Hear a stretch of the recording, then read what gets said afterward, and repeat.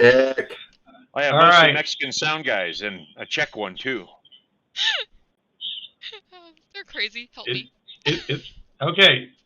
Welcome to Fringeworthy. I'm your GM, Bruce Sheffer, and with me this week we have, well, we don't have Chuck because he's off doing fantasy something. Baseball. I don't need to be corrected. Jason, who's playing Kit Hathaway, Kaitlin, who's playing Valentina Vargas, Ken, who's playing Mark Ephraim, and Pat, who's playing Alpin Wixx. And to bring you up to speed, if you're just joining us, this is Fringeworthy, a game of interdimensional exploration, and they are members of Team 9. And they are now currently exploring a world that seems to have had some bad things happen to it about 1,000 years ago. They were captured. Actually, they surrendered. They surrendered to Proctor Kremlin, and they were brought before King Mulir and Queen Gulids, and was questioned by them. And they insisted that they were from another world and they were not some weird mutants that might be common or not common in this world.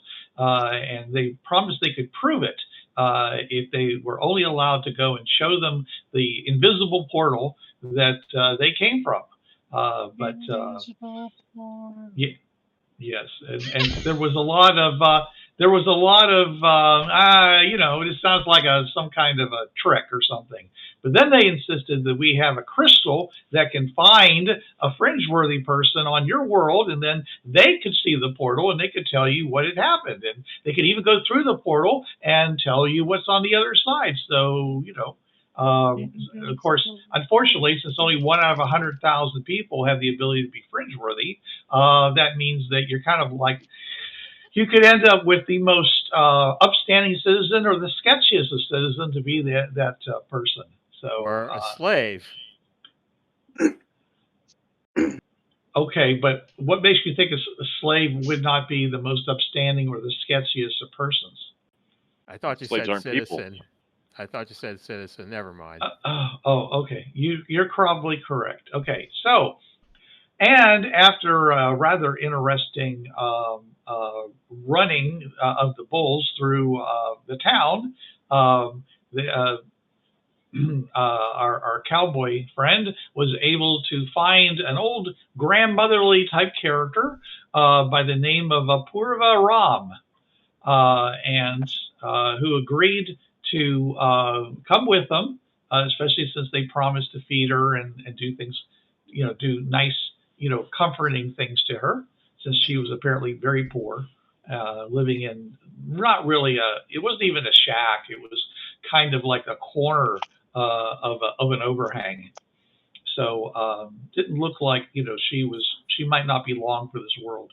So they took her under their wing and brought her back and said, yes, here you are. This person could do it. And they said, all right, tomorrow you go prove it. And they tasked Proctor Kremlin, to go and take them south to where they said their portal was. And that is where we're starting. So you are not, as far as I know, you are not being permitted to take your vehicle, but you are able to go, on the trip. So what is, do you guys have any prep you need to do before you leave? Well, yeah. How far away from the portal are we? Well, you are a number of hundreds of miles, I believe, but let me go and bring up the map. Let me bring up the Shouldn't we map have to here. go like in one direction and then in another direction, so it's not like Well, we've been all over the place. That's why I'm directly asking. away. Well, what you've been told is that one of their forms of execution for criminals is to take them down to the pit of madness, which you identified as being that area where it was glowing and there were like these reddish masses and connected by reddish tentacles or something like that. But you thought it was more of a some kind of a geological formation, but supposedly it drives you crazy or something. So that's the direction they think. You gave them reason to believe it was in that direction. So how are you going to find? Is it actually on that direct path? Probably not. But it would be at least in that direction. So does that answer your question? How are we getting there? Didn't we is my put like a question. marker or something? I think Yes, it we was put a a beacon radio out. thing. Mm-hmm. Yes, we put a beacon out. Okay. Yeah, so- My question is, how are we getting there? Are we walking? Are we No. Well, going on their vehicle? Well, you actually never asked those questions, but that's fine, since we can basically pick up where we left off in the throne room, which is but that was actually, it was later than that. You came back, yeah, and so that's where they made this decision after all of the big crowd had left, and so Proctor's going to take you, and if you ask Proctor, he will tell you that they were planning on using their big assault vehicle, because after all, there are dangerous creatures out there, including animals and or raiders of some kinds. So, is there a reason why we can't bring our vehicle? They don't. I have not been given permission to do that, so I do have permission to use my vehicle. So, if you wish to ask the king and queen, that's up to you. Well, we I are will kind of ask responsible for our vehicle. I will ask. Okay. They will say, no, we think it would be better if you were to go with Proctor, be led by Proctor Kremlin and go on his vehicle, because that it's just supposed to be a short trip there and back. So there's no reason for you to pack up as if you're returning home. And there's a kind of a kind of a dictating wink that happens. You dictate me. I'll dictate you if I want to dictate you. I'm the queen. Well, aren't we all nick-tatey? Okay, I was just hoping, because that's part of how we can return to our portal, is we have the way to get there is on our truck, but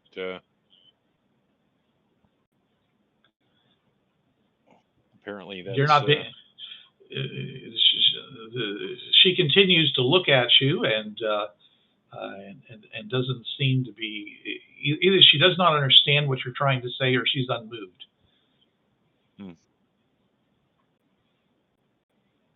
See. Well, okie dokie then. Get the feeling they just right. want insurance so that we return. Yeah. Oh yeah. Therefore, we are not able to take our truck. Yay. I mean, you could always negotiate and say, well, we'll leave, we'll leave Indira, and no, we know better go. than that. You know better than a lot of things, but that doesn't mean it doesn't happen. Just call her Indira. Yeah. I just called her Indira because I couldn't think of it off the top. Indrani. Yeah, Indrani. I always get it wrong, but I get the IND part. Okay, give me some partial credit here. You just get Indrani, to call her yes. You just get to call her 500,000 different things. I can call her anything I want to because he's not here. You can call her anything but late for dinner.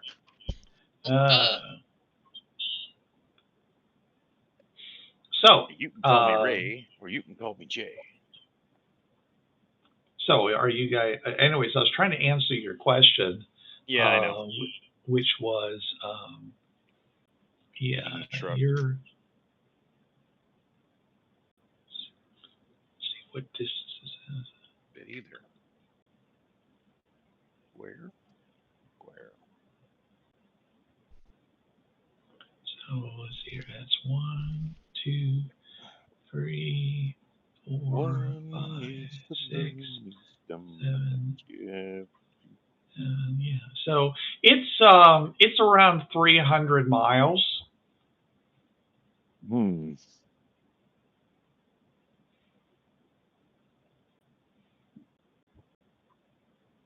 So not a insignificant distance. No. Well, I guess we have to leave our truck. I mean, that's the long and the short of it. I guess so.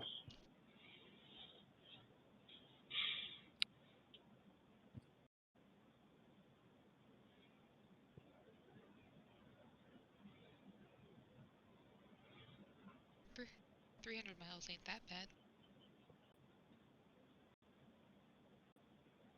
I just didn't really want to leave my truck behind. Yeah. I signed for that.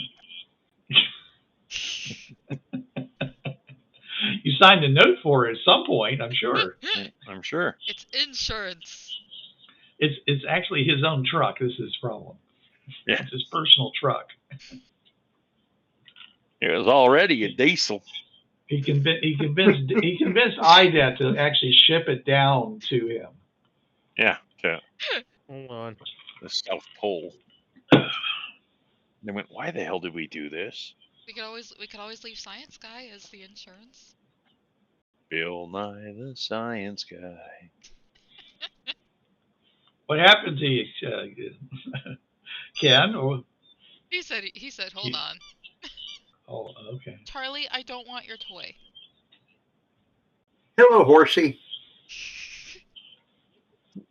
He can't get up on my chair Trigger. anymore. I think. Is it You trigger? hope? I got a new Yeah. This chair is higher than the other one, so hopefully he can't.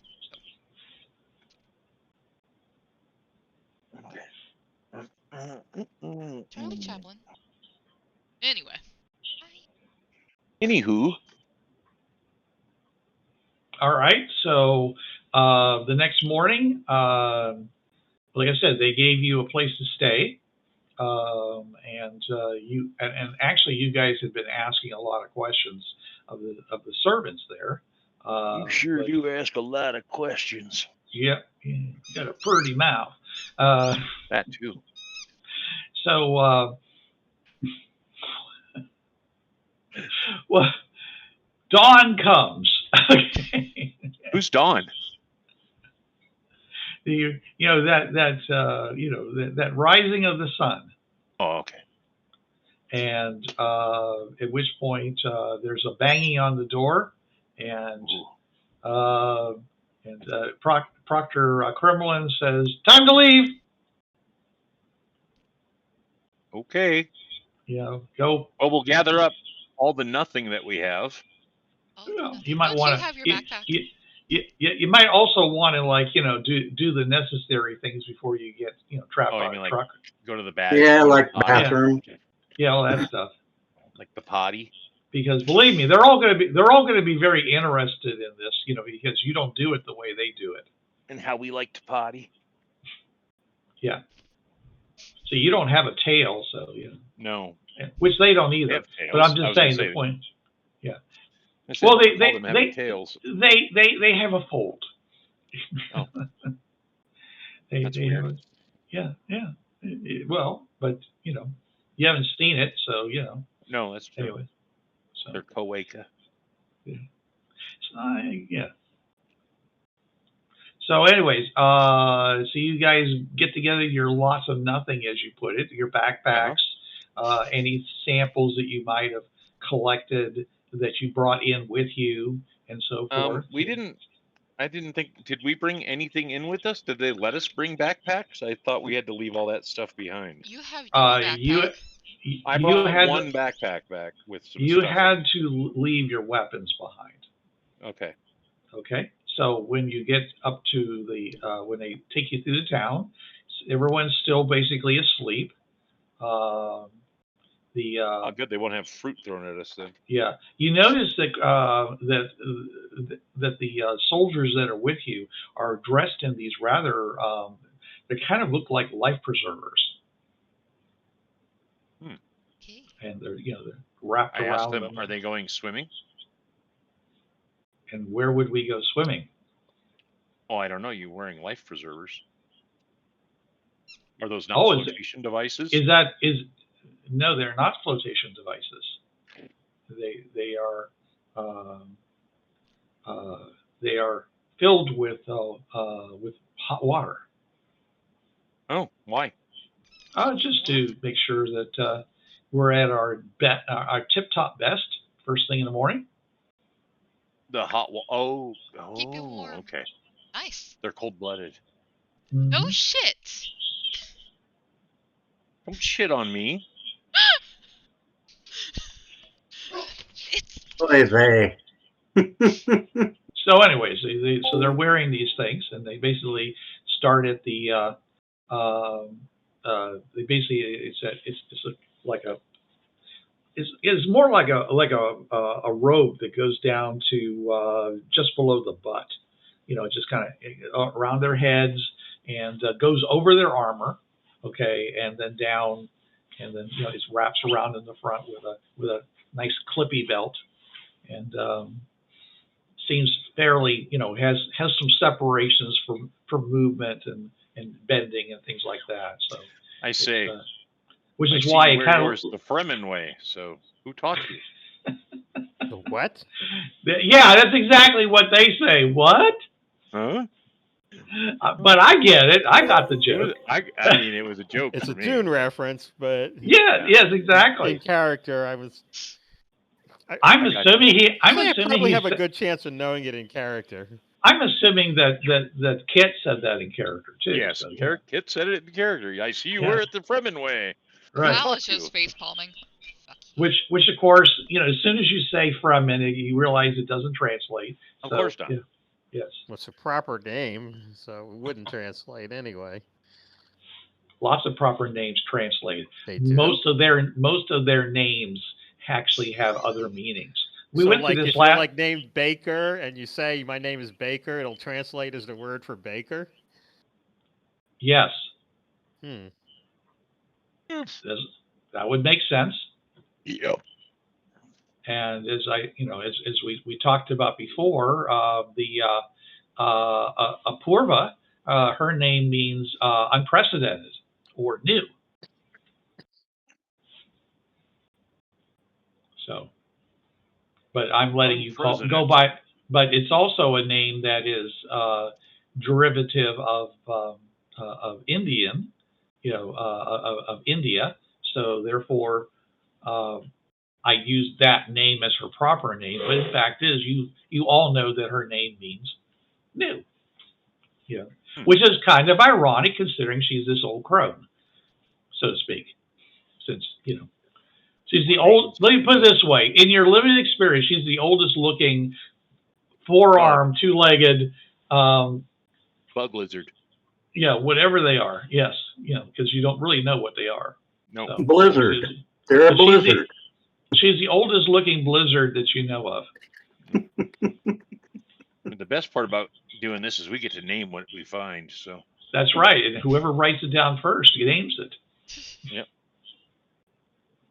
And it sounds an awful lot like Alpin did. Yep, as a blizzard. Called it. Called it. All right, so they lead you out, and of course they're looking at you and the fact that you seem to be very perky, other than the people, the members of the. Is there any member of this party who is definitely not a morning person? And you're just dragging. Well, it depends on how much I've had to drink the night before. I can see. Well, how much did you have to drink last night? Nothing. You're the one who had the backpack. You could have had like a couple fists in there for all I know. No, I forgot. I can see science You guy think not ahead. being a morning No, person. you had. Possible. Everybody has an equipment token. You could have claimed it. I didn't think ahead. Okay, but that's what the equipment token's for, dummy. I know. You didn't think ahead, but did you think behind? Hey, leave my behind out of this. That's right. Yep. So, in other words, Kid is bringing up the rear because we're leaving his behind out. Butt jokes this early in the morning. That's right. That's right. But you seem to be chattering quite a bit to each other. Yeah. You know, compared to the overall stoic silence of the soldiers and Proctor Kremlin, who is this is probably more of their discipline than anything else. They don't seem to be chattering very much. You know, you probably told them all, "Don't embarrass me in front of the weirdos." Yes.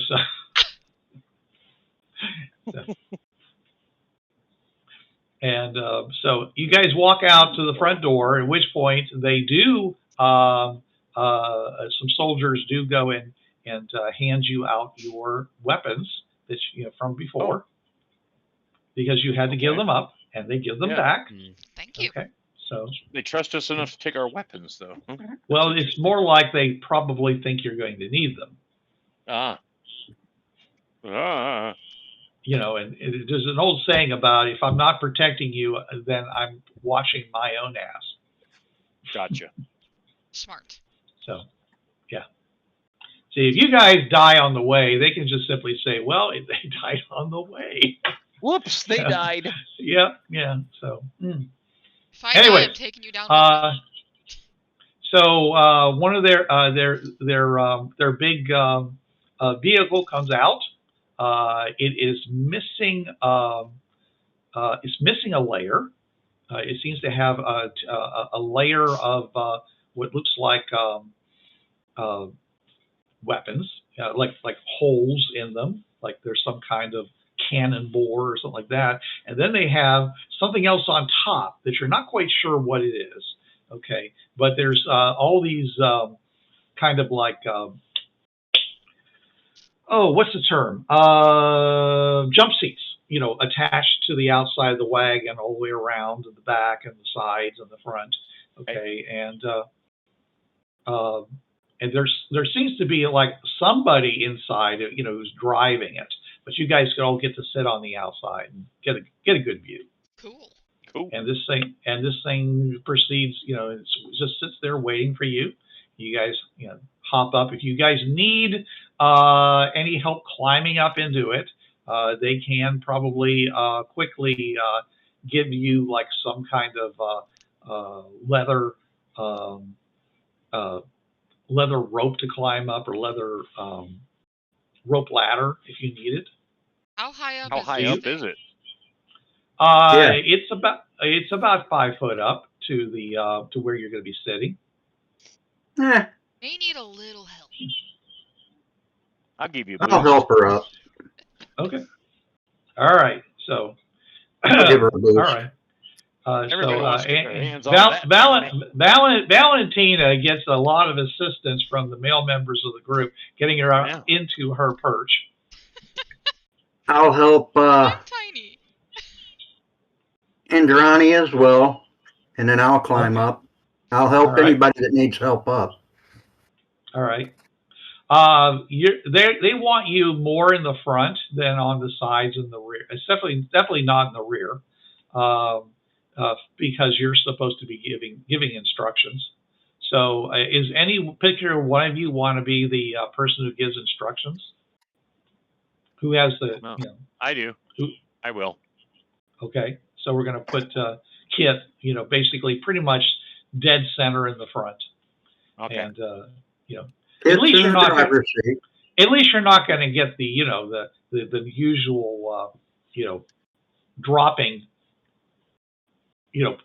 airway that you get if you were a drover for like a wagon or something like that. Right. Since this is a technological conveyance.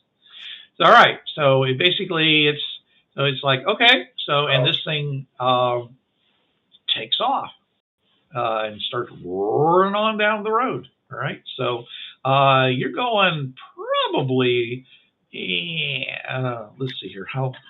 This is a known road. They maintain it somewhat. So yeah. So you're going about 15 miles an hour. So at that rate, It's 20 hours. there you go. It's going to take you basically 2 days to get to where your portal is. So you're going to be spending at least a night out in the open. Okay? Okay. All right. So you guys go rolling along. You notice that it's actually pretty quiet. You know. And as they start going, something happens on the top of the vehicle. It basically kind of folds out into these big wings kind of things, okay? And it looks like this thing could take off, but not at 15 miles an hour. And you look on the underside, and you can see what looks to be like wires and various things like that on the underside of it. But since there are no questions, we'll just proceed. And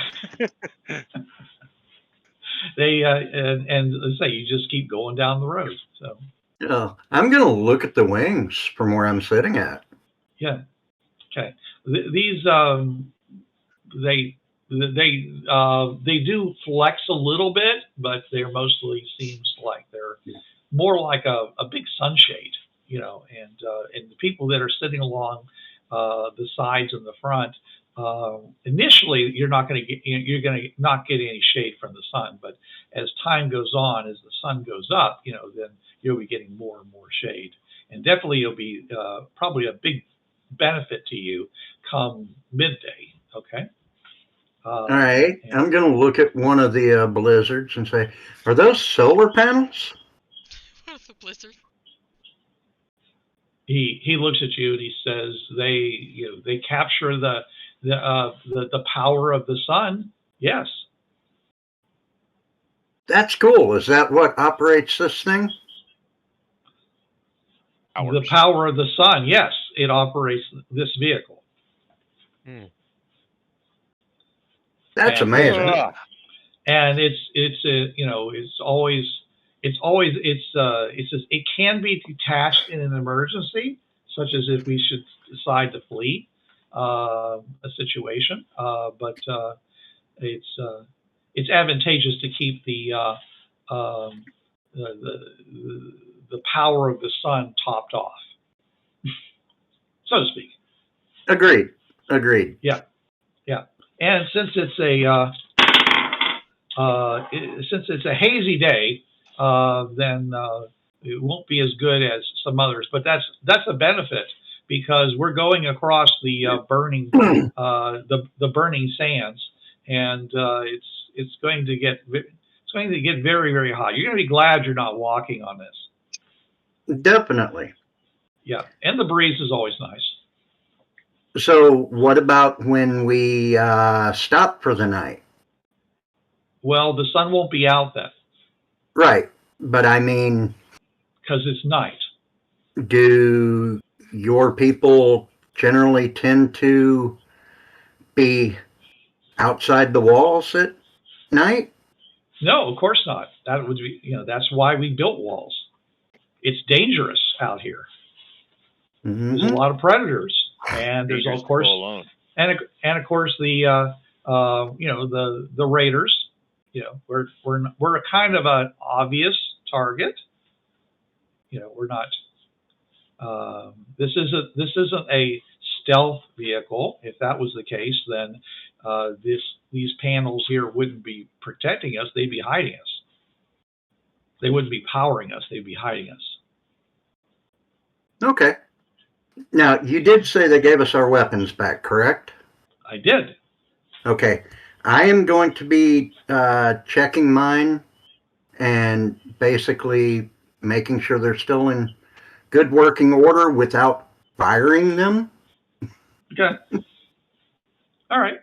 That's fine. You can sit there and do whatever. If you were in the back of the vehicles, they might be kicking up a little bit of dust, but there's actually a fairly large plume of dust behind you. Okay. The wheels are going over this sand, and it's throwing it out. But like I said, so does this vehicle have an exhaust? No. It's not a combustion engine. Yeah. We did, Right. then it was So electric. it's just throwing up dust because it's hitting the ground then. Because the wheels because it's moving. Yeah, and the wheels are designed to get good traction, so therefore they're not smooth as possible. Yeah. All right, so you guys travel for, let's see, how many hours? Okay. So you guys travel for 4 hours with no incident. Do you guys have any form of long distance optics or anything like that? We have our infrared. binoculars. We might see things that we otherwise couldn't, but Binoculars. Binoculars. Okay. Well, Ken is I'm Mark. looking infrared if I'm permitted to have infrared. If you had it on you when you went into the town, you still do. Okay, I'll look You were not allowed to go back to your vehicle and get stuff out of it. Okay, I'll look and see if I see anything in infrared. Okay, now this has been 4 hours. So my question to you is that, are you like using it the entire time and therefore? No, I'll use it every so often. What does that mean? Well, if we get into an area that looks like a different kind of area than before, that may have, new kinds of things living in it, or well, that's if we not get the case. past there's like a volcano nearby where No. there might be hot spots in the ground. No. I'd say about every half hour. I'll do that. Okay. All right. Well, anyways, your idea. Yeah. Looking around, switching between IR and normal vision, you do see that there's quite a few of these of these little snake-like things that appear to be laying around in the on the ground. Okay, and they don't infest the vehicle. Like well, they try to hide on our solar. Right, I understand. These vehicles are moving pretty fast. This vehicle's moving 15 miles an hour. Okay, your vehicle was standing still. Okay, and you saw and even when these things were fleeing from you or whatever, they weren't traveling, like twice as fast as the man could run. You could easily chase them down. Their defense appears to be their ability to hide and their optical camouflage. Okay. Okay. So, all right. So yes, you definitely can see them, and and of course, some of them, and some of them are actually moving out of the way of the vehicle as it goes rolling down the road, because otherwise they're going to get run over by this thing. You can definitely see a distinct track being made by this vehicle. So if anybody decided to follow you, they would have no trouble following you. I am going to use my binoculars and just scan the horizon in the distance on the side that I'm on towards the front and see if I can see anything up in that area. Okay. Well, toward the front, it's pretty. It's you will see an occasional hill and such. Occasional big chunk of rock sticking up out of the ground from here or there. And off to. But I'm saying is that I don't really think you can see much as far as where they're traveling, because I'm looking at the map. Okay, you're not even as far down as where the big volcano, well, not volcano, it was a big spring, the geyser. The geyser. Yeah, and all. I mean, because they bring up raiders and stuff like that. Right. I just kind of want to keep an eye out for. Sure, that's like great. That. That's great. Okay, so after 4 hours, like I said, then at which point you've gone 60 miles, essentially, which is only like a seventh of the way. You're actually still pretty close to the city. Someone calls out that there's that something's going on up ahead, and you slow down, and you can see that there seems to be like a whole lot of disturbance to the ground up ahead. It almost looks like it's been plowed. I look in the infrared. Looks exactly the same, except that you may still see some of those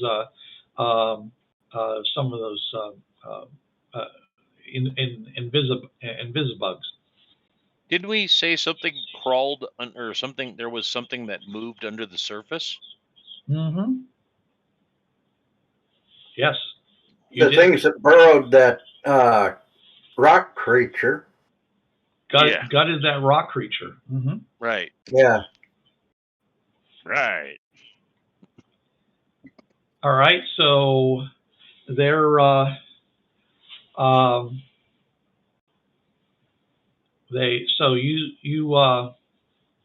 you start they slow down, and they're slowly rolling up toward, and you can see that it's a fairly extensive area. It's at least 200 feet across and such, and it's Proctor Kremlin says, yeah, it looks like the Cutters. Looks like the Cutters may have established a colony here since the last time we've been through. Cutters? What are those? Are those creatures that burrow under the earth? They are a type of creature that burrows under the earth, yes. They have a big spinning sharp, the center of their bodies is this big sharp spinning metallic stony disc that are they like cyborgs? Okay, that word does not translate. Are they like living creatures with some mechanical parts? Yes. Oh, did they just naturally grow that way, or did somebody make them? Well, I mean, if someone made them, they do grow that way. They are, they do produce offspring, and they are native to this region. Oh. So yeah. Can we It go around? Well, that's the thing. Okay, it's we could do that. Okay, but it looks like it's a pretty long track, to go either way. And but if we try to go over it, then A, we could be attacked, and B, it actually could be undermined to the point where it could, the vehicle could collapse into something. Like a underground or like a sinkhole. Something like that. Yes. In other words, do I think my infrared would be able to tell if there's such a place? Would it maybe be like colder or warmer than the rest of the ground? Unlikely. Oh. So it's only about 200 feet across? It's about 200 feet across. So, but you look to the right and the left, and it's definitely, a couple hundred feet each. I mean, more than that. It's like maybe a mile to the right and the left. It seems to be like a big area. So it's like, I would think under these circumstances, we should try to go around it, because it's a mile, but at a 300 miles, that's not a large part of our trip. Too bad we don't have a bridge layer. You don't have one in your pocket? Nope. No, That's in my other pants. I thought it was Kit's turn. I wasn't. Nobody told me to carry one. Oh wait, I know. We left it with Indrani. Okay, What- so I've got a. What is your recommendation, Proctor? Well, since we don't know the way that way is safe, it's always better to travel on land that at least looks safe. So let's see here. I am going to recommend that we travel to the west. That Well- sounds good to me. Can we detect underground? The seismic activity? No. Can we detect any vacant areas? Any hollowed out areas with the Any thermal? voids? Well, we can certainly send some soldiers ahead, you know, with spears to stab the ground to see if all of a sudden they break through into some kind of a void, as you put it. Is that what you're talking about? No, I was asking the GM if the thermal vision stuff would show any No. voids underground. No, Yeah, no, that's what I was absolutely not. asking. They won't. Yeah, no, it won't. The Okay. thermal vision is showing the surface of this ground. That's it. Gotcha. I mean, if there was like, you know, if there was water underneath the ground, then that would definitely cool an area and it would probably look a little different. Okay, Right. even though the surface What, might look perfectly fine. What draws these slicers, or what keeps them away? Well, what draws is prey. What keeps them away is worse predators. Oh. Okay, what about loud noise? Would that draw it or scare them away? I really don't know. I've never seen them to show any fear, so that would mean that. So I would think it'd be more likely that it would attract them than scare them off. But of course, you know, we don't normally. I mean, we don't normally. If we were in the air, if we were clearing out an area from them, we might, we might fire, charge, projectiles into the ground and things like that to at least make them reveal themselves. But I didn't particularly want to use up our limited ammunition doing that. Right. Is In there a some field- reason that you think this isn't what it appears to be? In a field this size, how many would be here in a colony like this? Well, if we were in an unknown area, there would be no way of knowing that. But because as we, this is the way to the place where we do executions. It's been no more than a year. So but they can produce a fair amount of offspring. So it really comes down to is how rich in metals is the soil here. So if it's a good place for them to nest, then they would. This could be, I'm assuming that that's what's happened here. That they found a good ore, and maybe they found one of the fiery darts from the sky. A lot of them have a lot of metal in them, and so maybe one of them found an undiscovered one, and they've been basically working out from that. So they feed mostly on metal? No, minerals? they feed on other animals, but they need minerals for their reproduction growth. Okay. See, where there's a lot of metals, you'll see really big ones. Okay, I've seen big? one. I knew you were going to ask that question. I've seen ones that were at least 5 spans wide, and he puts his high actually, and he puts his hands like this to show you what a span is. Basically, it's fingertip to fingertip. so could be upwards of 12 to 15 feet.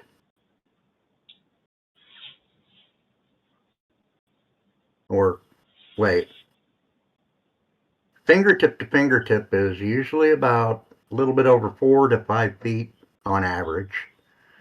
And he said 5 spans? Yeah. So 25 to Try. 30 feet possibly. Well, what's a span in this context? From Just told fingertip you. to fingertip. I just said. Well, finger to fingertip. Then yeah, 5 spans would be like this much. So yeah, it's not 12 No. feet or. Hands stretched all the way out. Oh, Fingertip okay. to fingertip. I was assuming it would be one finger to the other finger on your hand, not two No. separate. He spread his arms out to show what a span was. Your mom's a span. And on average, how what's their average size? Maybe about a span? Oh, no, they're usually around like a third of a span. Okay. Yeah. But they have the potential for being enormous. So that's why it's, like I said, that's why it's possible that if we were to go over this, we might collapse into, the ground itself might collapse. Mm.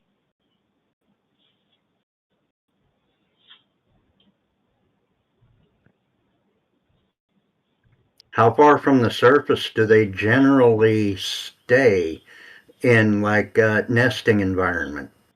Well, if they're, generally saying they stay very close to the surface. That's how they feed, they attack. Something comes over it, and they basically spin up and zip over and slice it up. That's what they do. Okay. Asking the GM here, approximately how much does this vehicle weigh? You think the Just vehicle, as a guesstimation. as a guesstimation, you'd think it weighs at least 2 tons, at least. Does it look like it would weigh about the same as one of our own trucks of that size? Probably more. But then again, it also doesn't have a lot of this weight that a truck that we would be familiar with would have, because engines weigh a lot. Well, especially combustion engines. We have no clue. We can't even make a speculation. We don't know what their, power supply weighs. Maybe it's heavy. Or but maybe the wheels are heavy or something. I don't know. Yeah. But It's light. I'm wondering if we were to it's about 200 feet across. If we were to lob some concussion grenades in front of the vehicle, would it trigger a collapse? If there's a spot that would collapse. Why would we not just go around this area? It's small. If you had concussion grenades, it might do that. Why are we thinking remember of what ways to do this? Okay. Remember what he said. He didn't say that there was some big, cavern that's going to collapse. It's more like the dirt itself is just loose, and if you were to drive a vehicle over it, it would just sink down like soft soil. Right. Yeah, and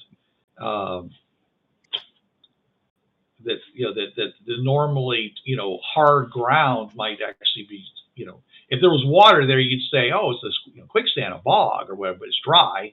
So it could very well be a sand. You could run into those void kind of things, sand, like, sand quicksand, Yeah, dry, yeah. Okay. Yeah. I get what you're saying now. Yeah. All right. He chooses to go west. So, yeah. I'm going to keep an eye on the place, but okay. I'm sure I'm everyone's going to keep an eye on. Yeah. I'm more curious about it right now than concerned. All right, so a couple of his men, hop off the front, and they start walking along in front, taking their spears and stabbing them down. As they start walking, you're coming along behind at about 3 miles an hour. Okay, let's say maybe 50 feet back, just in case it actually does cause a problem. And let's make a check here, and then make another check.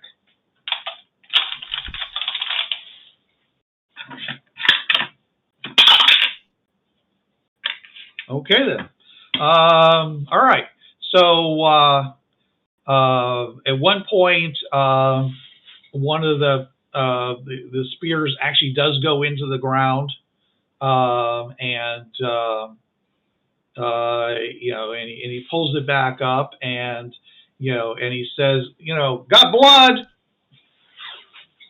I think I got a piece of one. Cool. And they, at which point they start backing away, in case the thing's going to attack or whatever. Okay, and at which point all of a sudden the ground around you suddenly, you hear a tweeting sound, and all of a sudden the ground around the vehicle is basically throwing up a lot of dust, and guys are jumping out and attacking the vehicle. Apparently, so it's apparently you run into a Raider group? A raider group, that basically was waiting for someone to come and divert in this direction, and they're jumping out to attack you. All right. All right. So, let's see here we go.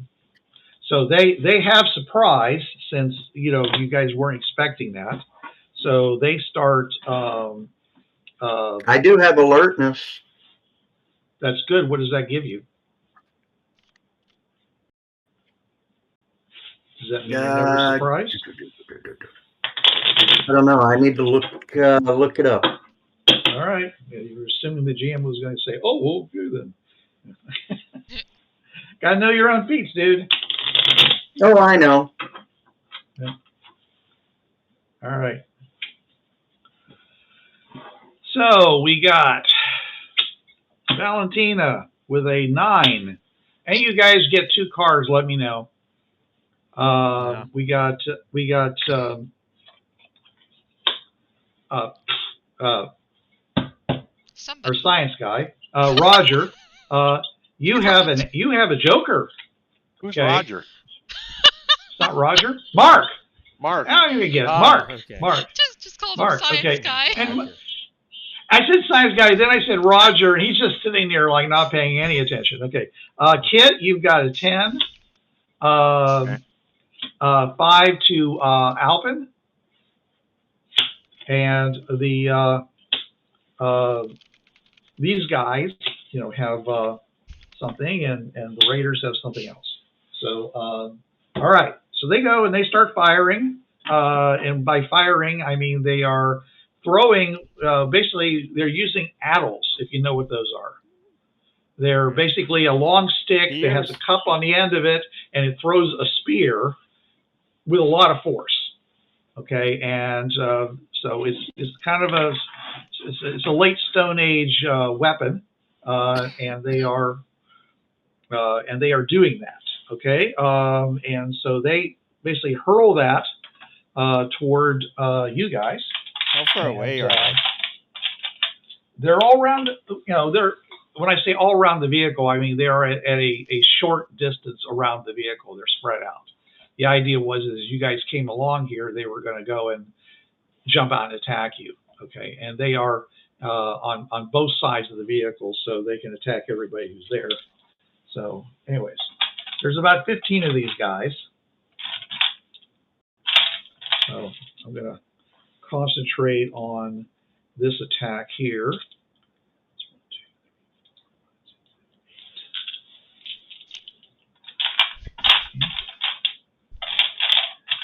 Okay.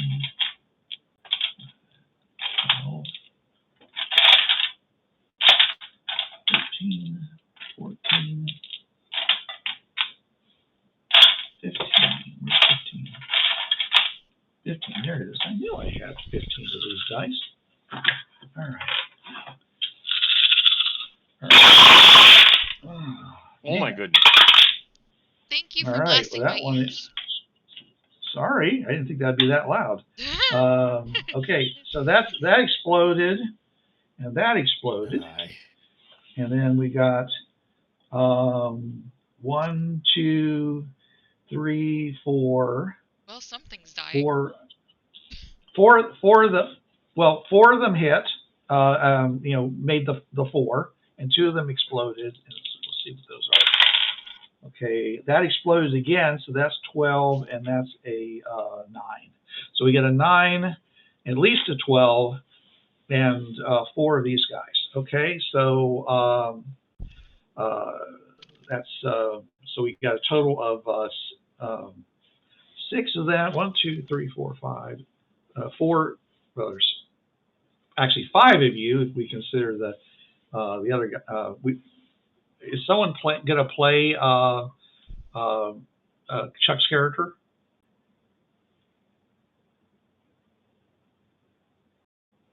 Dead silence. I guess that's a Do we no. have a copy of Chuck's Don't character? have a copy of his character. I think we do have a copy of his character in the character vault. Oh. Check.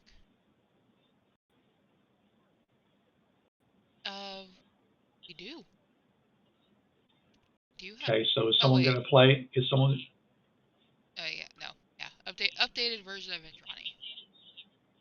Yeah. So is someone going to play that character or not? Okay. Nobody seems to be volunteering, so I'm going to say not. It's showing. Let's see. I'm going to treat Indrani as an NPC here, and we're just going to see how things go. All right. So that's going to be 4, 10, and we have 6 actual hits. So that is all right. So How does the Indrani sphere work? Is that something that can be used on? Oh, quite possibly. I don't know. I'm not playing her character. So, okay. So, all right. It just says PP -1, range, smarts ×2, duration, instant effect, large burst. Yeah, and none of that is helpful because it doesn't say the effect. And fear, I think, is probably a power from the book. So. Yeah, dude, but it doesn't say what it is. So yeah, I'm not looking stuff up. I'm busy running the game. All right, that's why I said if no one's playing the character, I'm just going to treat her as an NPC. All right, and which means she doesn't get to use special abilities like that. All right, We weren't asked to do that. So let's see who gets hit. Okay, 1 through 4 is actually 1 through 5 is you guys. So we will see if you guys get hit by any of these attacks. All right, 1, 3, and 3, and then 6 and 10. So for some reason, they seem to be targeting you more than the other guys. So, anyways, Valentina, you get hit. What? I said I. Yeah, you get hit.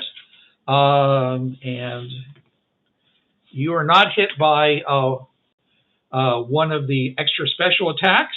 So, what is your armor?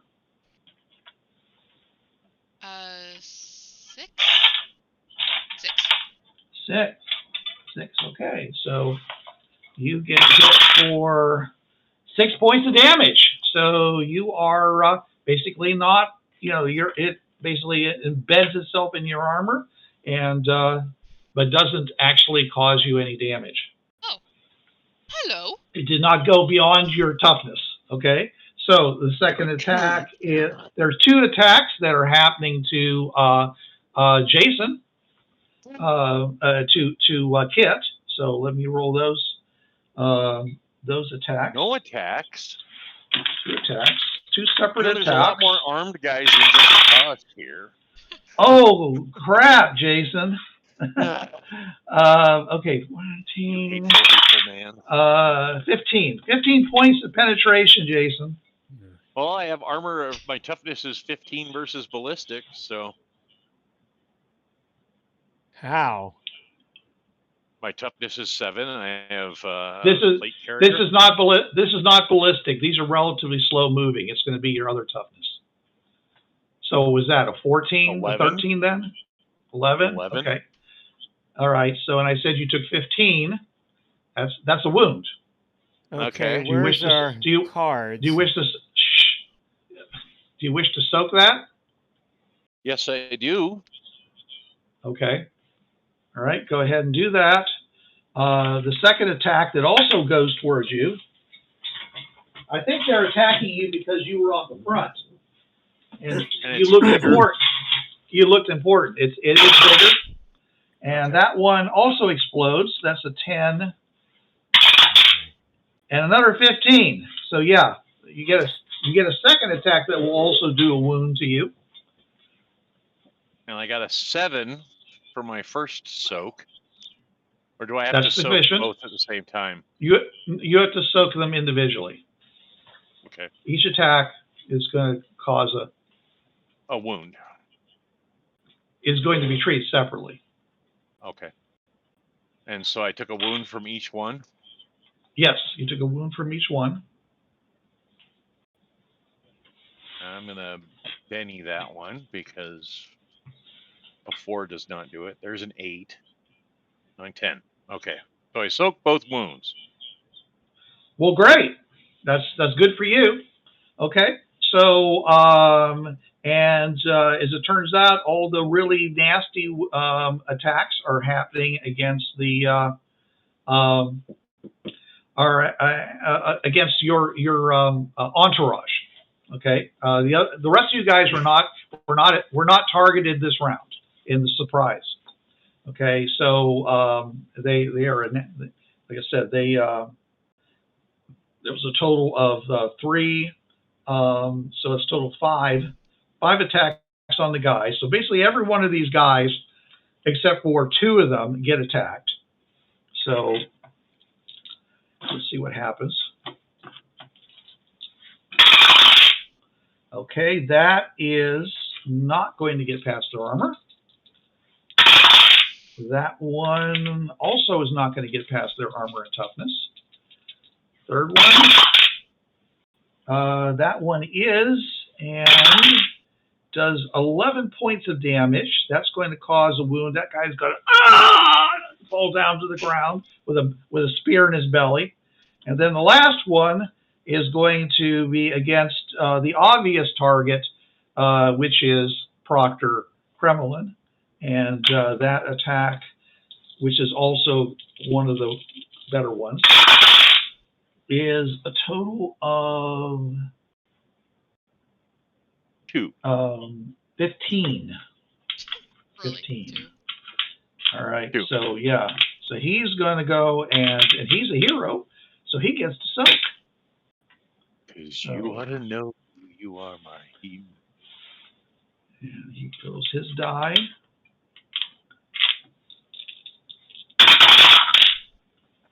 And that is not going to do it. So he's going to roll another die.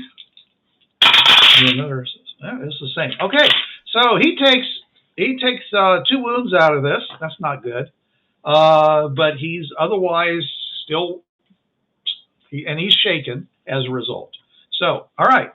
So that was a lot of what they're trying to do. That was a surprise round. Now we start the actual round with Mark. You've got first thing. Yeah, unfortunately, I'm not a combat character, but I will get my gun, my pistol out, and I will try to kill one of the bandits, hopefully. How is our vehicle open or? You're sitting on the outside. You're sitting on the outside of the vehicle. Okay, then, yeah. Are you? If you're asking whether you can climb up into the upper structure of the vehicle that's holding up those solar panels, the answer is yes, you can. If that's what you choose to do. Can I see them? Can I see the bandits from here right now? You can see the bandits that are on your side. Yes. Okay. I do not know what a regular pistol does, but I'm going to fire. Okay. Are you using a Glock 9mm?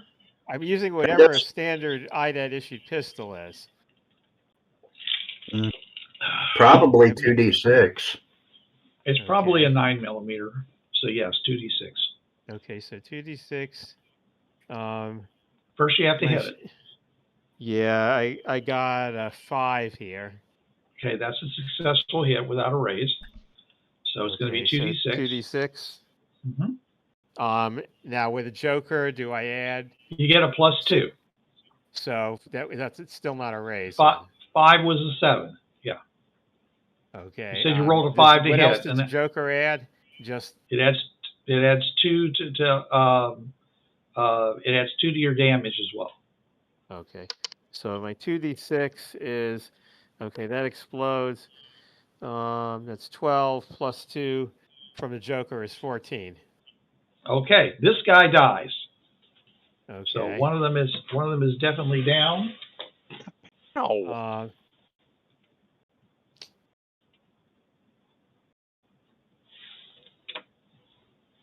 Okay.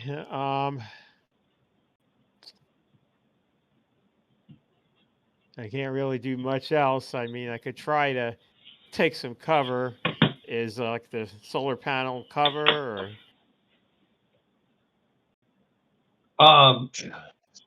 If you okay, the solar panel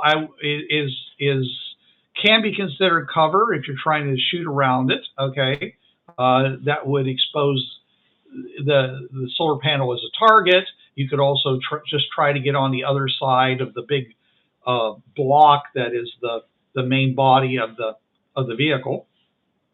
But you said the bandits are all around us, right? Yeah, they are all around you. So I'm just saying it just depends on who's attacking you.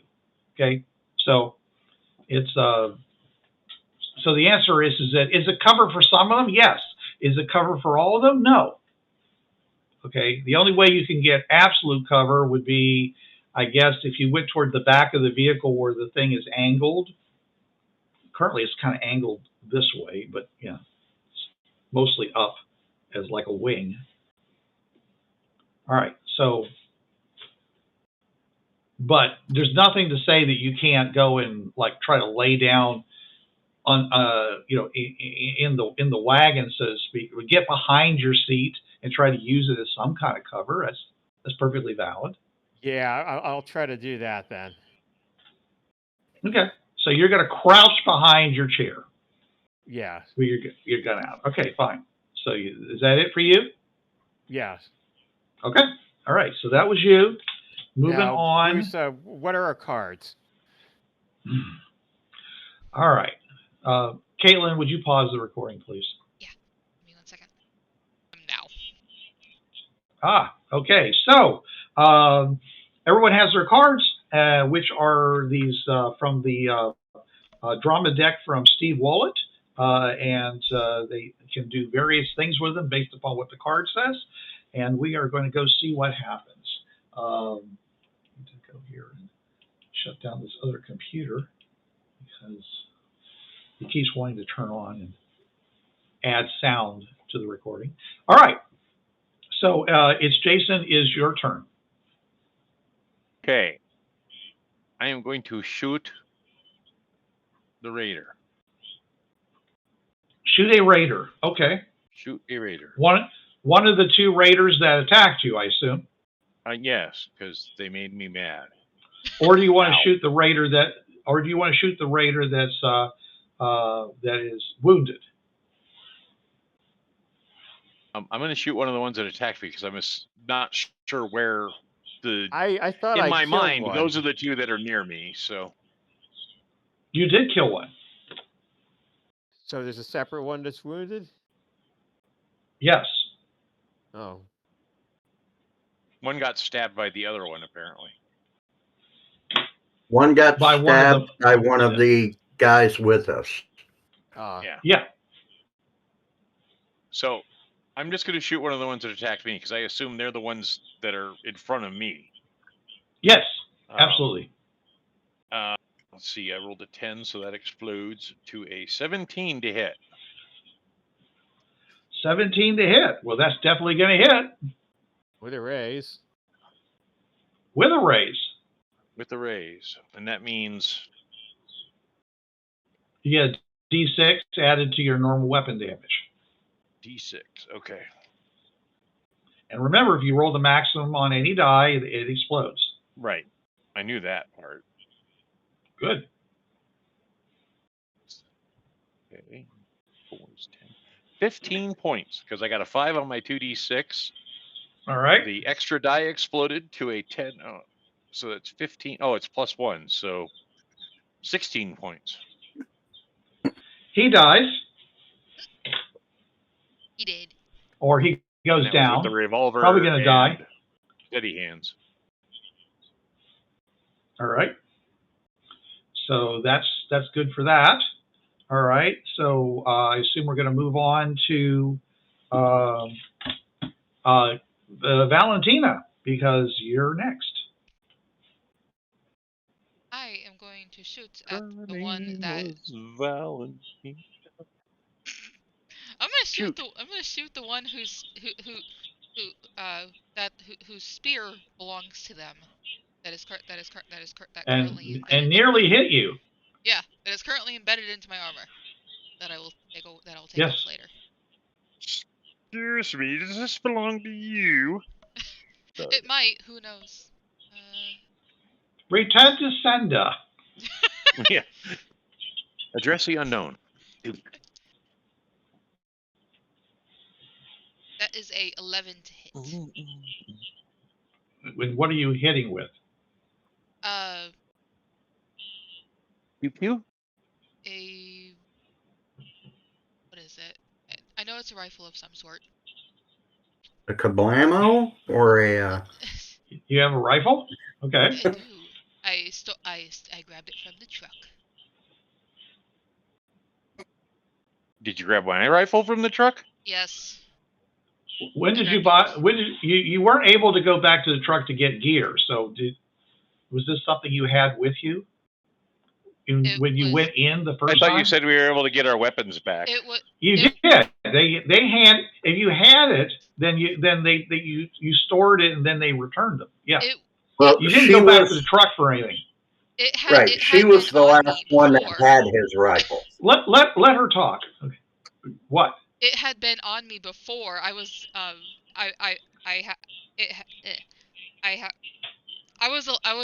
last person to use it, and I had put it down. I had put it down. Yeah, you're right. I remember that. Yeah. You used my rifle to shoot the damn dome, is what happened. Yep. Yeah. Okay, So when you walked into the town before it was confiscated, you had this rifle, Yes. right? Right. She had my rifle. Okay, that's all I'm trying to establish. Okay, fine. Yeah. So what does the rifle do? Do you know? Yes. It does 2d8 plus 1, and it has, well, it had 7 rounds in it. So you just fired the 7th, so now it has 6. Well, for me, it's just 2d8. 2d8 plus 1. That's what the damage of the rifle is.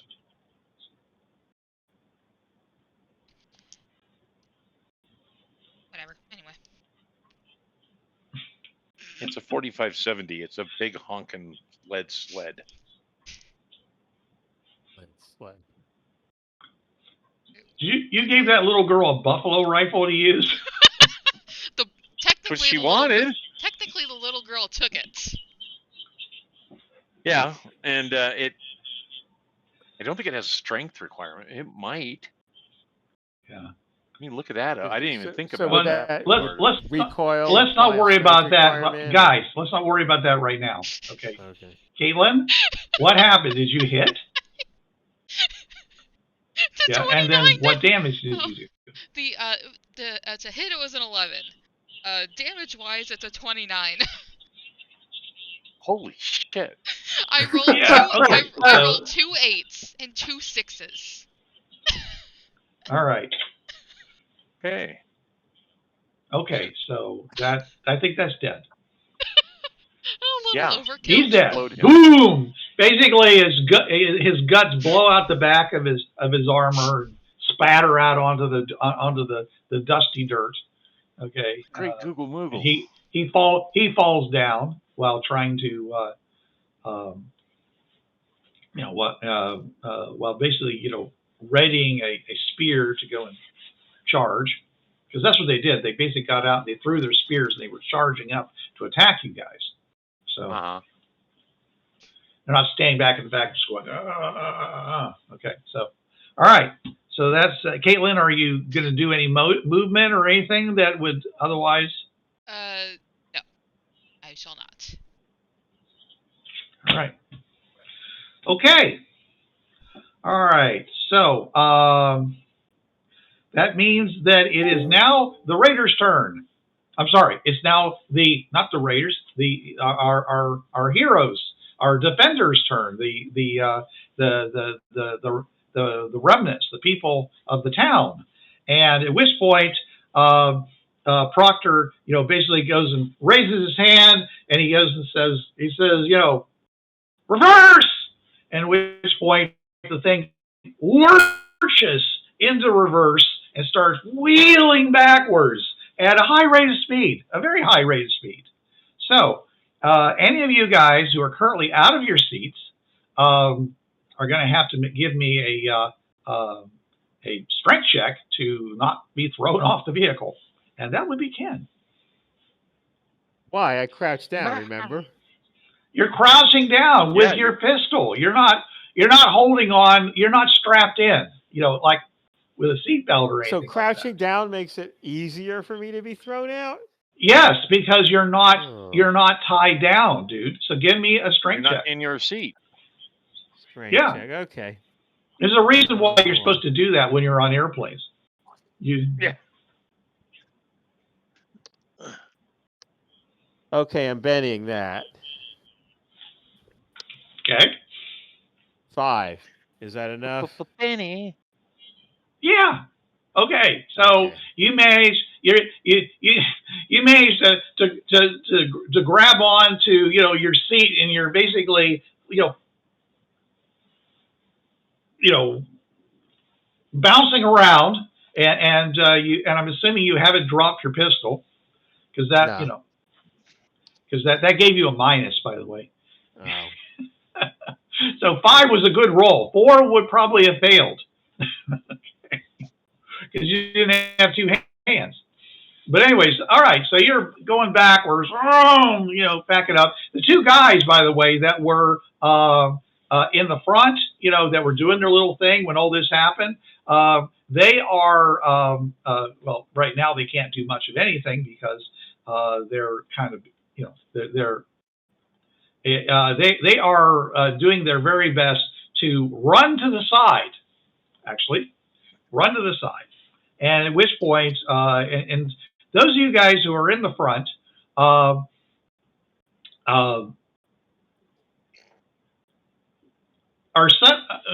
give me a smarts check. Oh. Okay. Smart. Why smart? Why not smart? Not smart?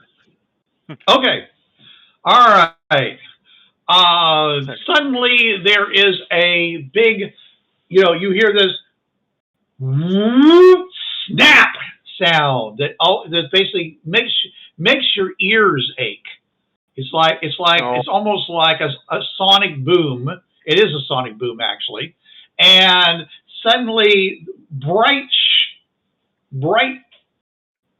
points of light fire out on either side of your head, okay, and go forward and just basically start peppering these guys. Let me see here. How many of these guys get hit with this?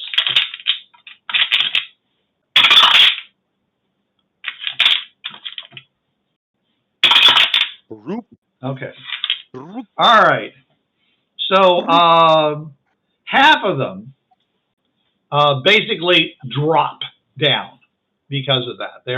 They basically get hit with this stuff and they just fall down to the ground because they've just been hit with high velocity projectiles. A couple of them get like a piece of metal just sticks in their head, shiny, and then they fall backwards. Oh. Yeah. Anyways, so at which point, yeah, it does. Okay, which is now their opportunity to do something. The ones that were running up on the side, okay, they're basically the ones that didn't get hit because they weren't in the line or whatever. The guys that were behind them that were running up, they need to make, they basically got to like throw themselves out of the way and not get hit by the vehicle backing up on them. You hear some ominous creaking sounds, by the way, by that big canopy. Yeah, because this is not easy terrain, and it just backed up real hard, and everything just kind of went like this forward, and there was a real good chance of overbalancing. So let me just make a check here. And that's not good. And the vehicle basically backs up and tilts forward. So now, Ken, you now have what basically just tips over forward after it backs up because weight shifted. And anyways, but they did manage to fire off, before that happened, they did manage to fire off their front guns, which was nice in that regard. Okay. So like I said, half of them went. So that's going to be, let's see here, 1, 2, 3, 4, 5. There. That leaves 1, 2, 3, 4, 5, 6 of them still alive. All right. Okay. So again, it's their turn. I need to make some spirit checks here, and see what happens here. All right, we have some hardcore guys here.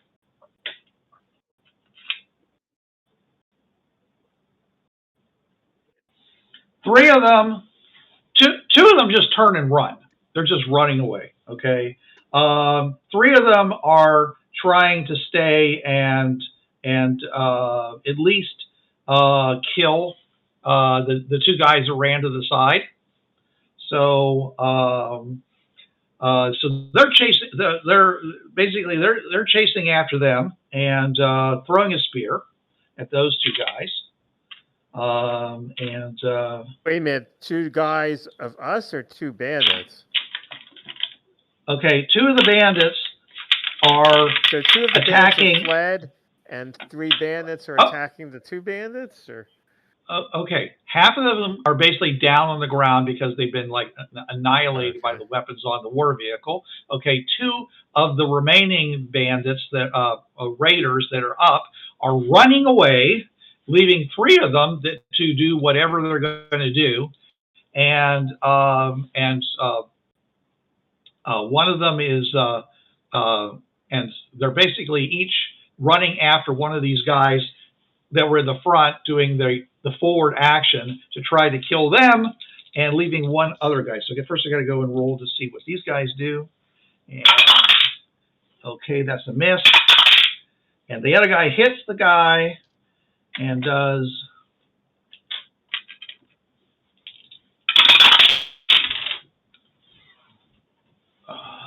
1.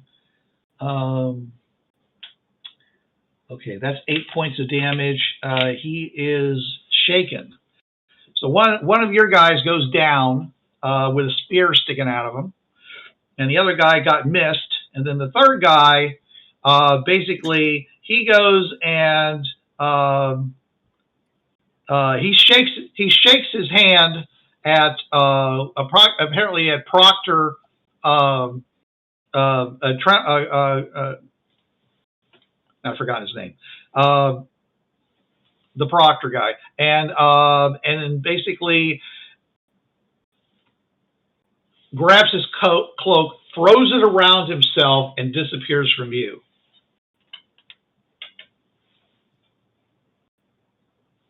What? And that's the end of their actions. So there's two guys. Invisibility cloak?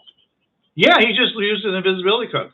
There's basically one guy disappeared. Two guys just attacked. Two guys are running away. Two guys just attacked two of the soldiers. One of the soldiers is down. The other guy is running over in that direction. You guys have backed up, so you're kind of far away, and they're about to do whatever they're going to. And one, like I say, the one guy is facing off against the other raider type on his own. You know, the guy that was up there originally. That was doing the best he could with, you know, he was originally just trying to get as much distance as possible. So he's separated from these two guys, and one of them's trying to close, and the other one is also running away. So that leaves one guy trying to basically kill the guy that's down, three guys running away, and one guy who disappeared. So end of the round. I haven't gone yet. I'm sorry. What did I say your number was? I don't remember. Gee, dude. Shame on you. Okay. Mine was 10. Yeah, yours is a 4. Okay? So you're last. Mm-hmm. So go right ahead. What are you going to do? I'm going to shoot the guy that is about to take out the downed guy. Okay. The coup de grace guy? Yeah. The guy's doing the coup de grace and the guy is down. Okay, go ahead. You're using something. My D8 exploded. Okay. So that would be a 12. Okay, well, that definitely hits him with a raise. All right, all you a need raise was is 4 an and extra 8. D6, right? Extra D6. Yep. Yeah, another opportunity for excellence.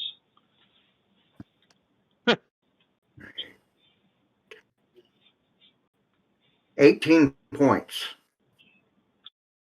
Oh, he wait. dies. 22 points, sorry. He's still dead. He dies even more. Yeah. Now with extra deadness. You're muted, Kate. We love it when they're dead. I like All it when right. they're extra dead. Extra dead and crispy, right? Yeah. Okay, I have to shovel because the by the way, all you guys got another Benny because the Joker came out, and I have to shuffle because that happened. You know, some people call him the Space Cowboy.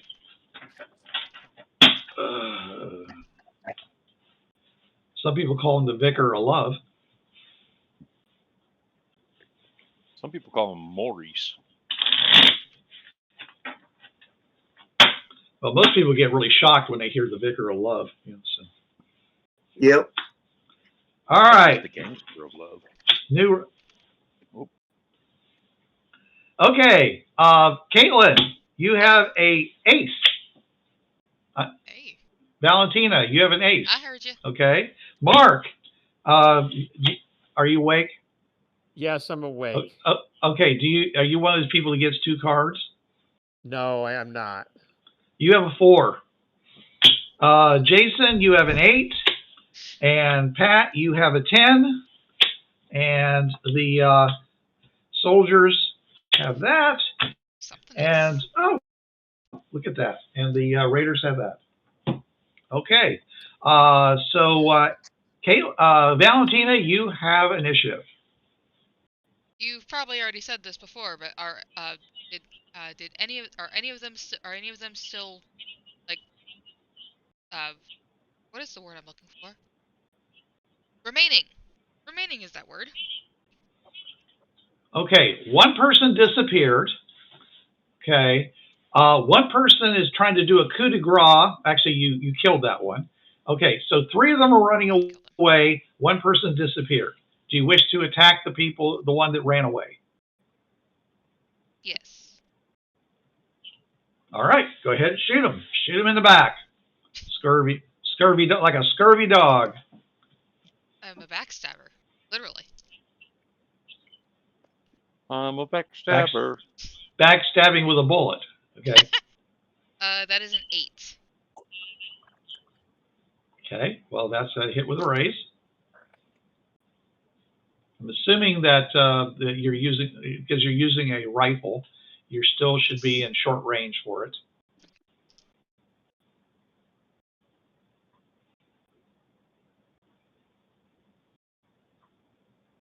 $2d8 plus 1 still. Yeah. Kaitlin, you're probably going to have to get off the vehicle and move out away from it because currently it's like nose down in the ground. Then shall do that. Remember it tipped? Yes. Okay. Tip your waitress.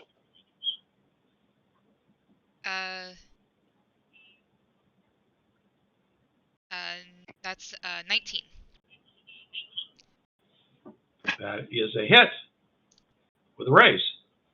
No, that's the damage. Oh, the damage. Okay. All right. Yes, you killed that guy. Again, you know, Killed him dead. His guts explode out the front. His guts explode out the front of his body and scatter on the dust, and he falls flat on top of it. This is why we don't underestimate the little girl. If I haven't proven that already.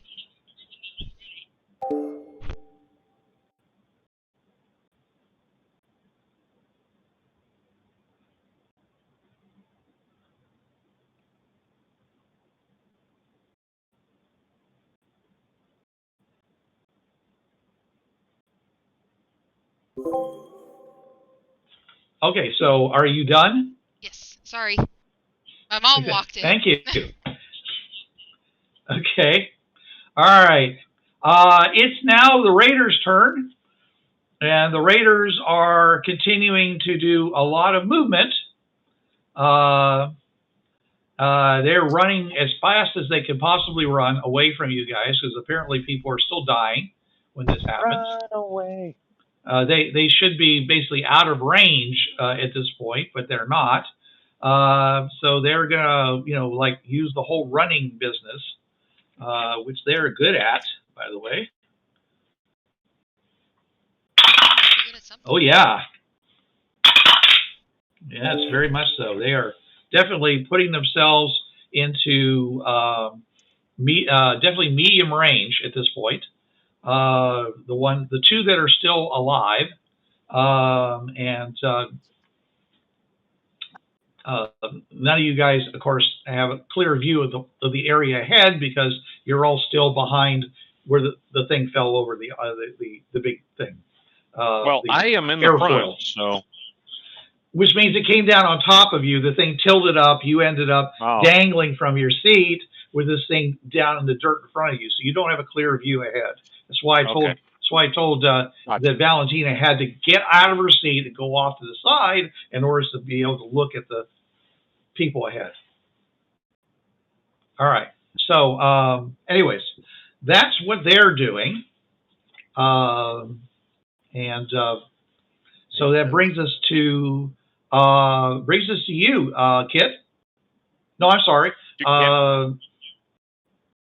Yeah, I got an 8. So. Yeah.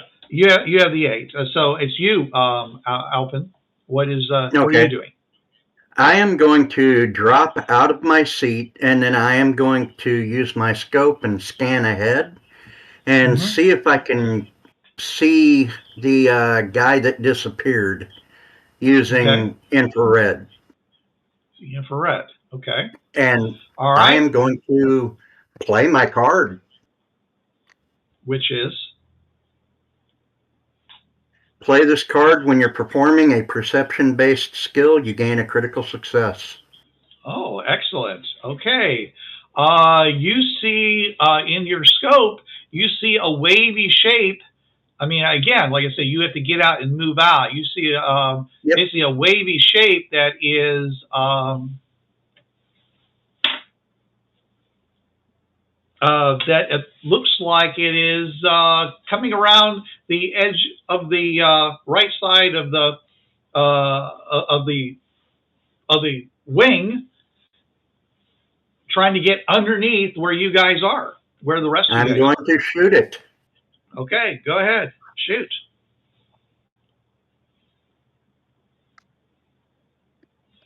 Do you wish to aim for the head, the body, whatever?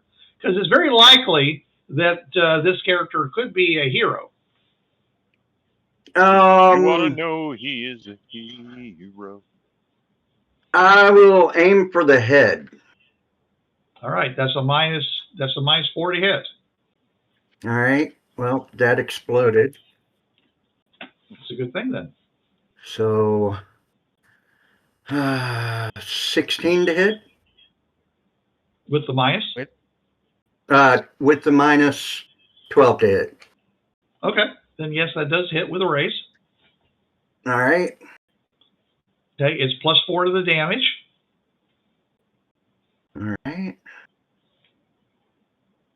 So you're going to get your dice for and your raised dice and a plus 4. 9, 13, 18. That's a lot of dice. A lot of hits. Okay, so let's see here. Let's see if this guy survives.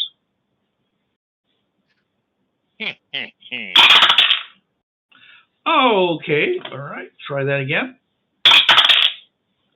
And I'll try that a third time. Okay, that's a little better. All right. Okay, so yeah, I rolled a 2, a 1, and a 7. So yeah, okay. So wow. he basically soaks one of those, and so let's see here. That means he's taken 1 wound. Okay. So you said that was an 18, right? Yeah. Damage? Yep. Okay. Oh, wait. Okay. So 18 on damage. All right. And his armor, 10. So that's 2 wounds. Does he have armor 2 wounds. in his head? Well, that's a good point. The answer to that would be yes. Oh. He got a Hamlet. Yeah, he does. Their armor is not very good. Not like your guys. Okay. He's mostly really tough. All right. I'm So anyway, his location. Right. Now, this does actually cause his cloak to dysfunction when you basically shoot him in the head, grazing him. Okay. And, but it does, since it's cloaked over him, it does cause damage to the cloak, and the cloak stops working. So he's now actually visible. And that is the end of my turn. That's the end of his turn. All right. So that brings us to Kit. Kit. Actually, we have 2 things. We got hearts and diamonds reverse. It's Kit. Okay. Can I get out of the vehicle, out of my seat? Which side? You were in the front. So yes, you can get out of the front. Okay. And I'll move to the right side of the vehicle. Okay.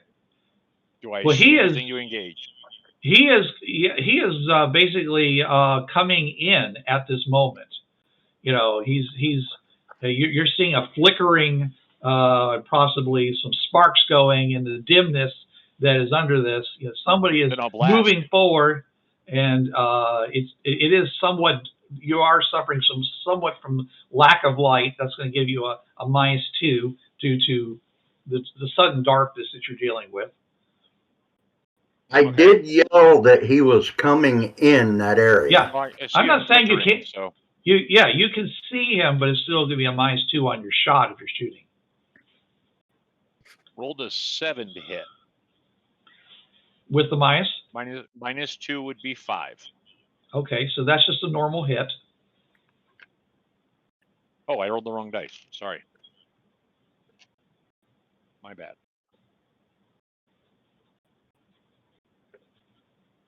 Okay, the difference is a 9 -2 is 7. So I actually did get a 7. So it's Okay. a normal hit. Sorry. All right.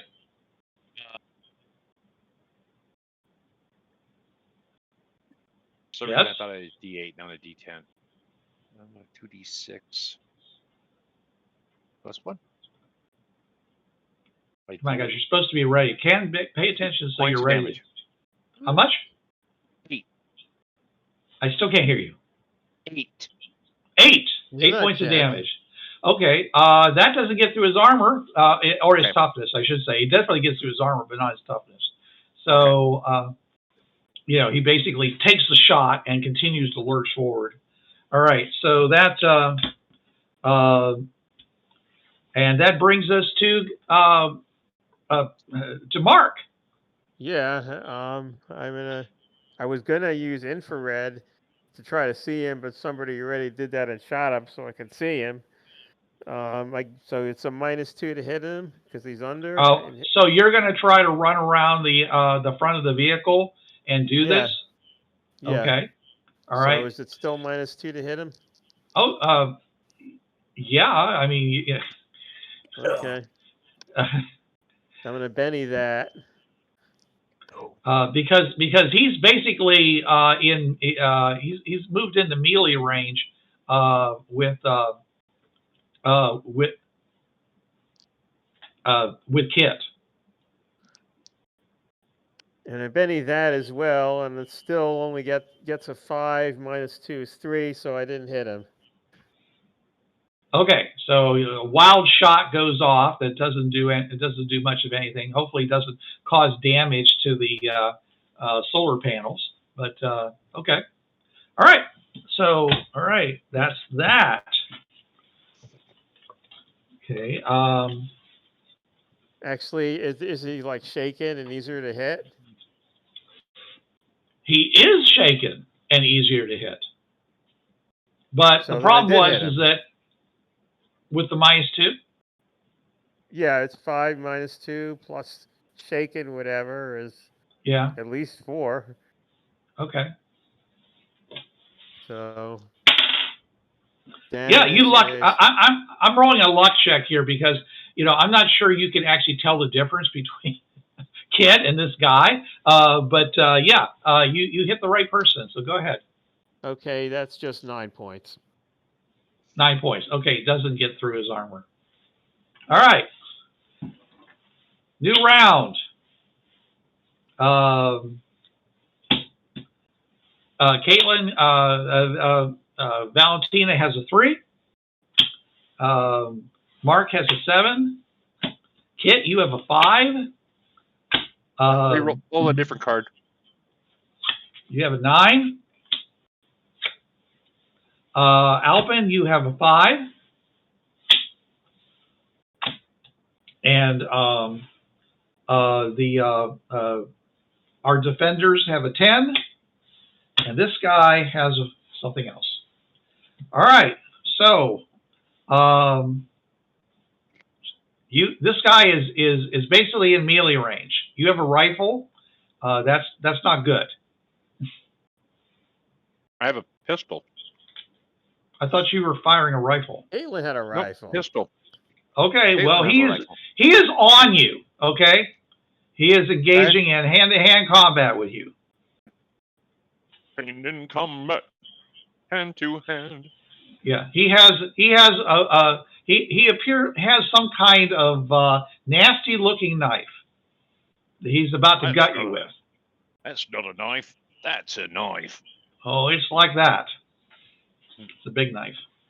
All right, so okay, what can I do to defend? Well, you can shoot him, but he's going to get his parry. You have to beat his parry on my not turn. Not a 4. See, I'm trying to see if I have any. I got a fighting skill. That's about all I've got. I don't have any special fighting. You can shoot him. It's just you have to beat his parry, not just a 4 like you normally do. But I don't go on 9. I don't go until 9 though. Yeah. Everybody drew low cards. Okay, so when does he attack? He attacks after you. Oh, wait a minute. If he goes on 9, you said the defenders go on 10, so they're first. Right. What was my number? Your number is 5. Okay. Okay, Jason. Yes. The proctor is there, but apparently he's giving you an opportunity to make the killing blow. He is delaying. He is delaying to let you have to have the moment of glory rather than him saving you. Okay. I'm going to draw my knife. Okay. Do you have quick draw? I do. Okay. No minus for that then. And I will fight him. Go ahead. Gut him. Got him like the big lizard he is. Turn him into a belt. I don't think the Or a others pair would of boots. appreciate that. I got a Or a pair of 15 to boots. my stabby stab. Well, he's big enough to be a pair of boots. You got a 14 to his stabby stab? 15 on my stabby stab. Well, he's okay. His parry is 8. So yeah, that's going to hit. It sounds like. Okay. You keep cutting off when you say things sometimes. Okay. I got a 15 to hit, so I just do... That's a hit with a raise. So that's a D6. It's going to be your strength plus your weapon type plus another D6 because you got it with a raise. Oh, bummer. Roll a 3. You can always Benny it if you had. Okay. You all got a Benny, so sounds like a good opportunity. But you can't Benny damage, right? Unless you have some special. Oh, that's true. You can't Benny damage because you have to have the feat no mercy. Oh. Sorry. Okay, then we'll go back to the 7 damage that I do. Okay, that didn't do anything to him. Okay. Yeah. That's what I figured. Are you done? Uh-huh. Okay. All right.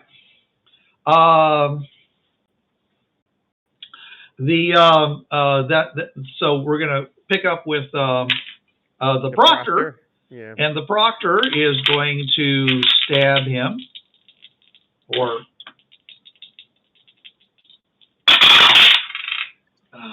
and that is a 5, which is successful. And then he's going to roll some damage here. And he's going to Benny his last Benny on it, because he does have no mercy. And that is exactly 10 points, which will do another wound to him because the guy isn't his turn yet, and he's still shaken. So he's got 2 wounds on him now. And so now it's his turn. Nice turn in. So, okay, these two guys have gone. And that brings us to Ken. Well, I'm gonna attempt to shoot him again. Okay, there are a lot of people around him, Ken. I mean, are you? Does he have like some kind of like noticeable thing about it? Like, is the cloak maybe a different color or something that I can aim for? I'm just saying is that you've got three people who are engaging in combat with each other, hand to hand. Okay, and I'm saying is that I think that you're going to take the really big mind. Nothing I can do to avoid accidentally hitting somebody except getting lucky. Yeah, I mean I will back away then. Oh, and by the way, guys, you do have a +2 gang up bonus, a +1 gang up bonus on this guy. I mean, you could run over there and try to do some hand to hand yourself, Ken. I don't have hand to hand. Why not? I mean, I guess I'd have whatever the default is. That's You don't right. have a knife? I didn't write one down, but I will say I probably should have one. You can always take the gun and go over and just try to smack him with it. He's a lover, not a fighter. It's called pistol whipping. Let's say I have a knife.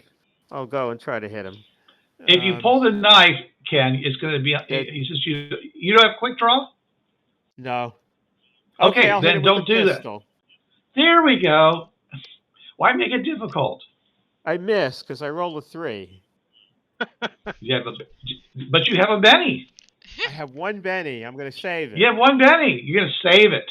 He's not going to save you, Kit. He's going to save his Benny. Someone save Kit, please. Charlie, do you mind? Someone save my life tonight. All right. Well, he's apparently he's done. All right. Leaving finally. Alpin, you are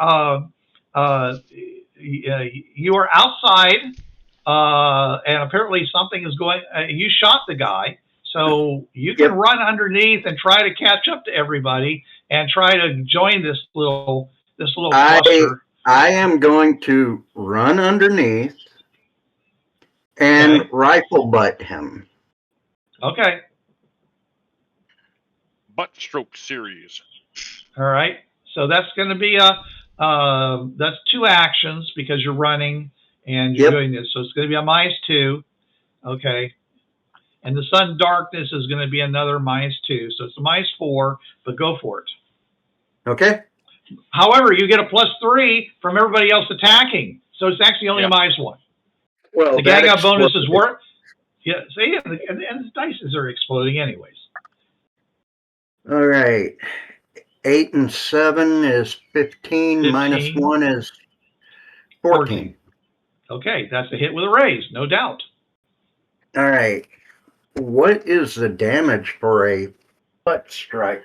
Improvised weapon, I think. It's like a club. It's a D6. It'd be your strength plus a D6. All right.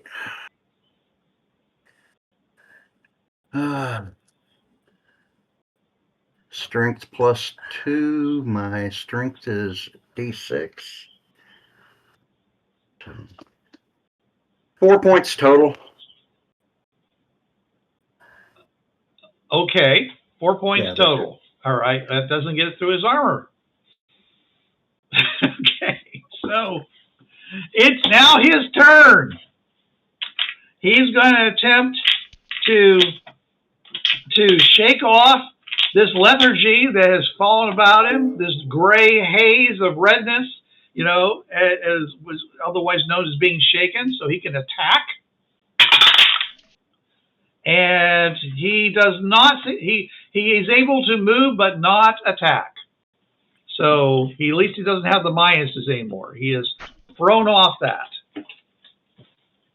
So we are now at the final round.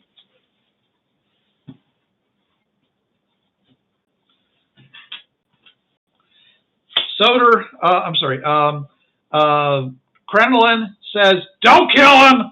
We want to question him."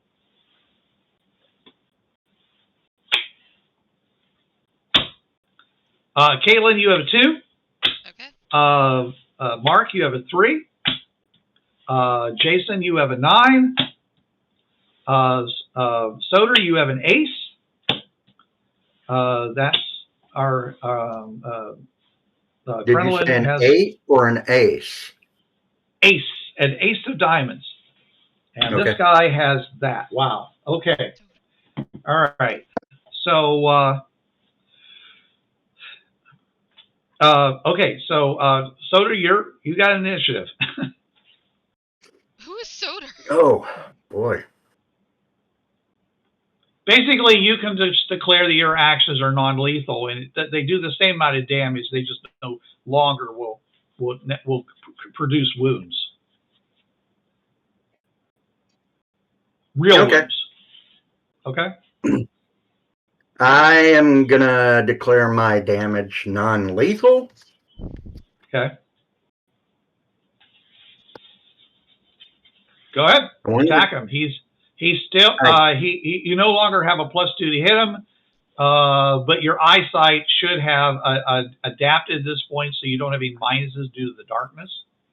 Yep. Do we still get the gang up bonus? You get the gang up bonus of +3.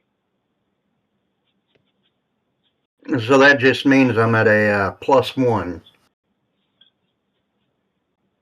instead of the +3. Why? No, I'm saying is that there are no minuses now, and you're getting the +3, the +3 gang up bonus. Yeah. All right. Because there's 1, 2, 3. You actually get a +4 gang up bonus because there's 4 of you. All right. I think that's the maximum. Then I'm gonna butt stroke him to the head. So +4. Take the -4. So it's just my straight roll. All right.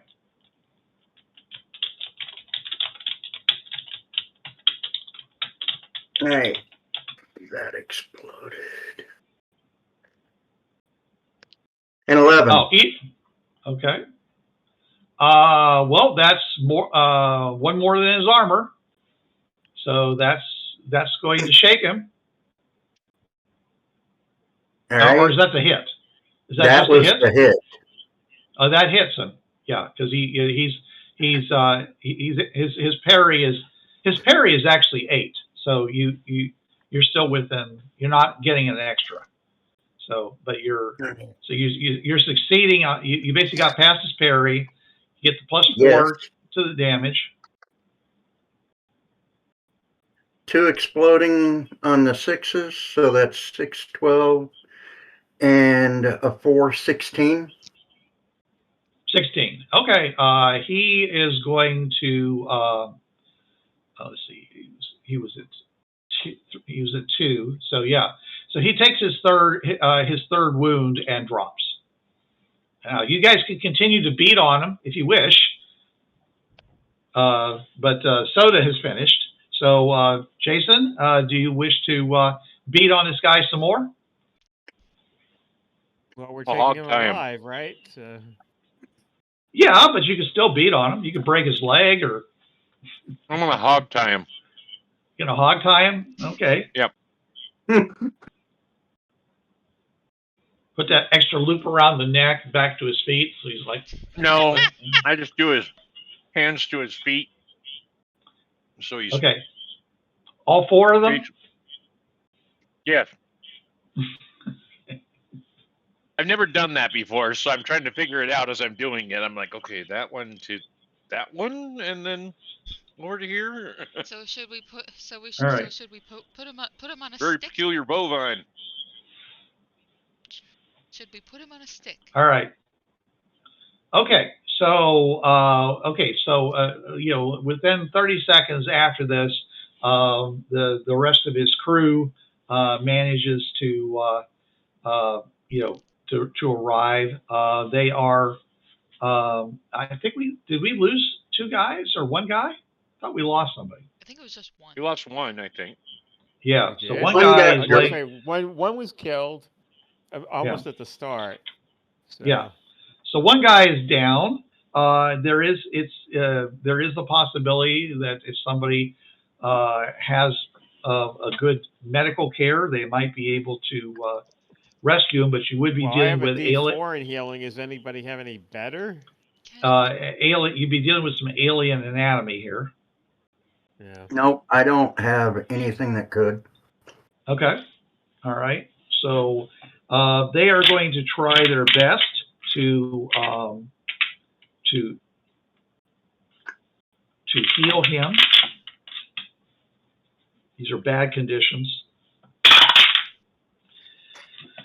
Oh, well, they stabilize him. He is unconscious, but he is still alive. And at which point they open the door to the main area inside, and they drag him inside to lay inside. Put him on top. What does it look like inside? I sneak a It's peek. it smells oily and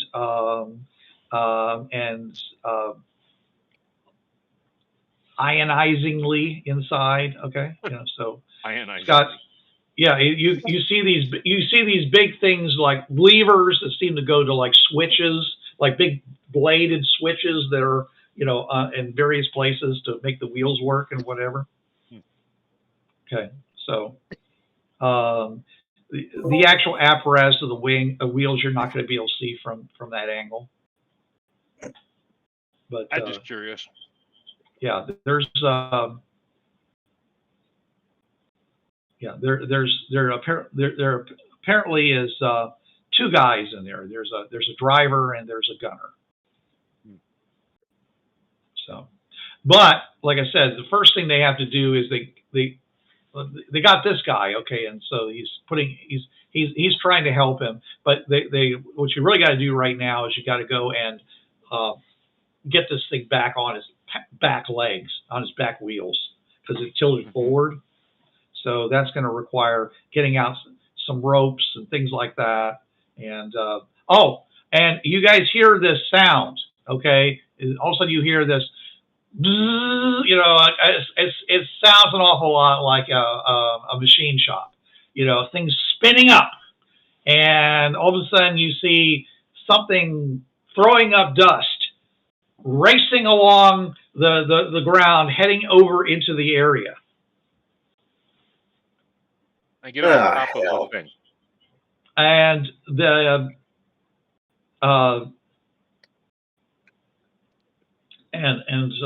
so basically the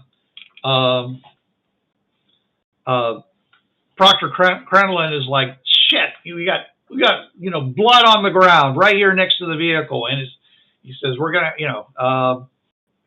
run, just button up, the guys inside, just run, and hopefully they won't damage the vehicle too much. Won't they chase us? So well, they seem to be more interested in the bodies that are laying around. There's a lot of them. Okay. And but do you guys feel capable of picking up this guy and carrying him with you? The one that's... Yeah. Okay. How much does he weigh?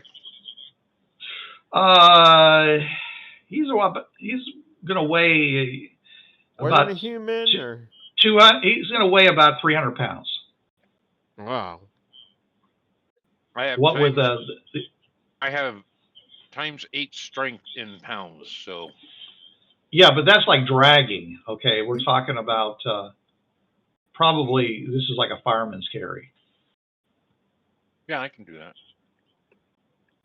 8 times 8. That's 64.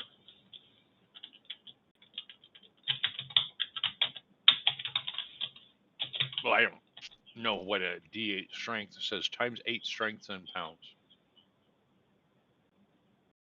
I'm trying to. Okay, let's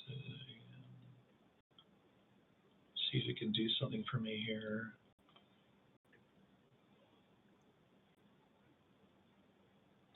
Says D6 strength, you can carry up to 30 pounds without penalty. If the total weight exceeds it, they take a -1 penalty for every multiple of their carrying capacity up to a maximum -4. So while encumbered, your pace is reduced by 1. So, anyways,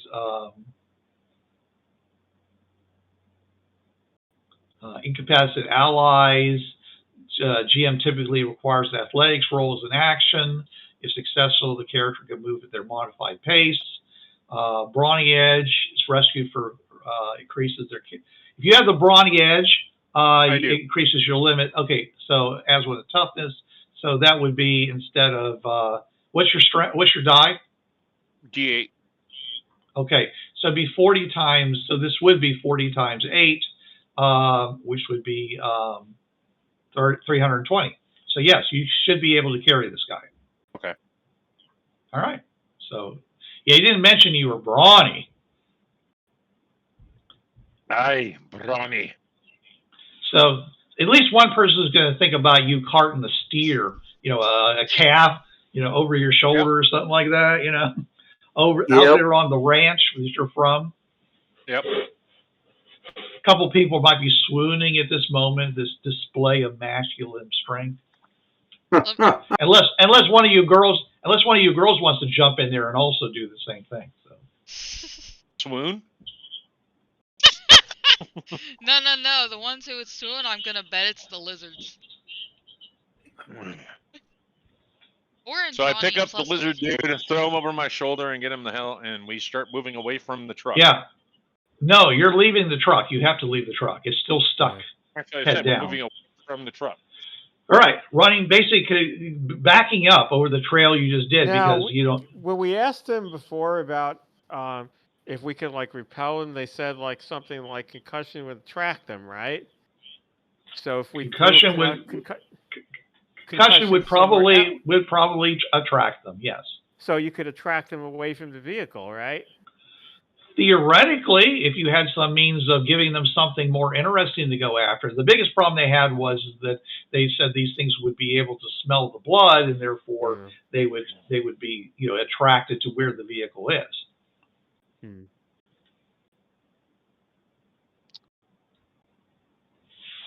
Yeah, so if you have if there's something you want to try to do, I mean, it's going to be a luck roll because there might be some damage. Concussion grenade, but I was going to try if that does it, maybe attracting them with a concussion grenade somewhere else. If you don't have a concussion grenade, please don't even bother talking about it. Okay? I mean, I could equipment token it. But, never mind. Either are you going to do it or not, man? Just, never mind. Fish or cut bait.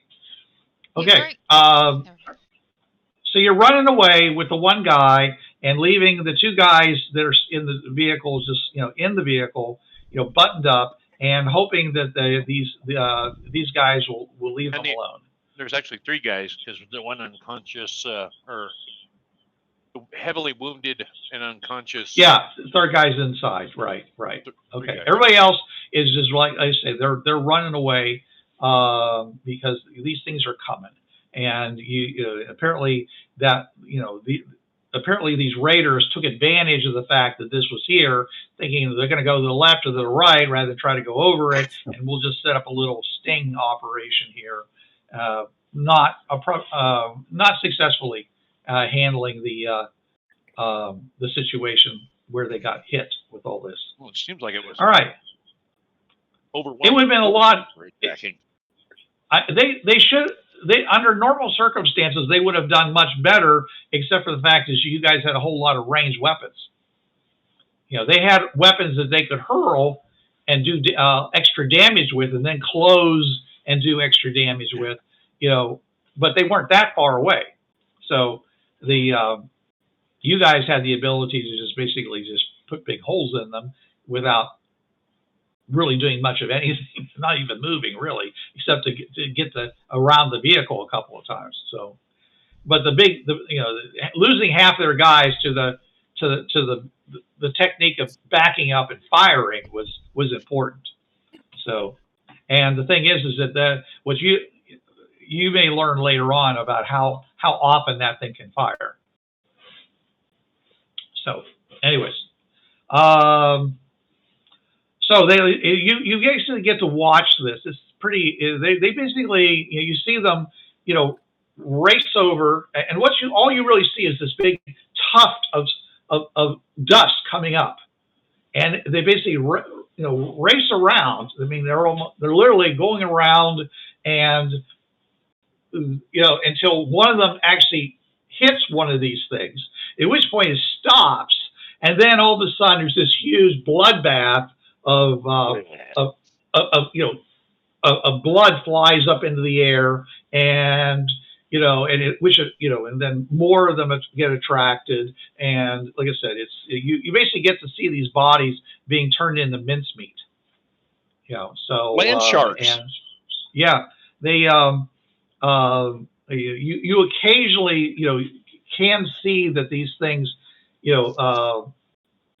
it basically it's like they have a carapace on top, and there's something that spins inside of it like a like a handsaw, a circular saw, and basically takes this out, and they and so you're assuming that they probably either drink the blood or suck in the mincemeated meat or something like that, because you never see anything come up and like take a big bite out of anything. And if you recall from the animal that you ran into, it basically was gutted on the inside. There was still an outside part to its body, but the inside was all cored out. No. Are you saying something? I was thinking, how far away are we from the land sharks? I would you would want to be at least I would think at least a couple hundred, if not 1,000 feet away from this. Okay. You wouldn't want them to accidentally smell the blood coming from the bodies of the guy you just dragged up here, and of course you who have any minor injuries. Yeah. Mm-hmm. Okay. So you said that the vehicle is tilted up on its nose, correct? Yeah. Is it tilted because it went down into something, or it's tilted because it's basically backed up really fast, and it kind of bounced on the ground, and that caused, because remember, you weren't on the road, you were actually just on ground, right. And it basically caused it to overbalance on top, and just when the center of gravity shifted forward enough, it basically just did a forward tilt. It wasn't going to be that hard to get it back onto its wheels. You just didn't have time to do it. Right. Okay. I mean, the thing is normally pretty stable, and as you're going along, you're looking at it like that, and it's it's moving and it's swaying a bit, but it's not. You didn't feel like you were about to like suddenly do that, but they were backing up as quickly as possible to get these guys in range. If they had failed that roll, by the way, that driving check, which they succeeded at, okay, then they could have done that. They could have just like done a face down and it wouldn't have worked. They wouldn't have been able to fire at these guys. So, or they would have fired and it would have been too short, or something. So they managed to pull off that attack well, but it did have this final liability of basically being, which could also be a good thing in the sense if you were trying to use it for cover, so. Yeah. Making them come up and run around and attack, because, I mean, this thing does have structure to it. I mean, it's not made out of tissue paper. So, all right, anyways. So, yeah, you're watching this. This is going to take a total of, good 50 minutes before everything has been nicely diced and, shredded. At which point they seem to turn around and move on back to where they live.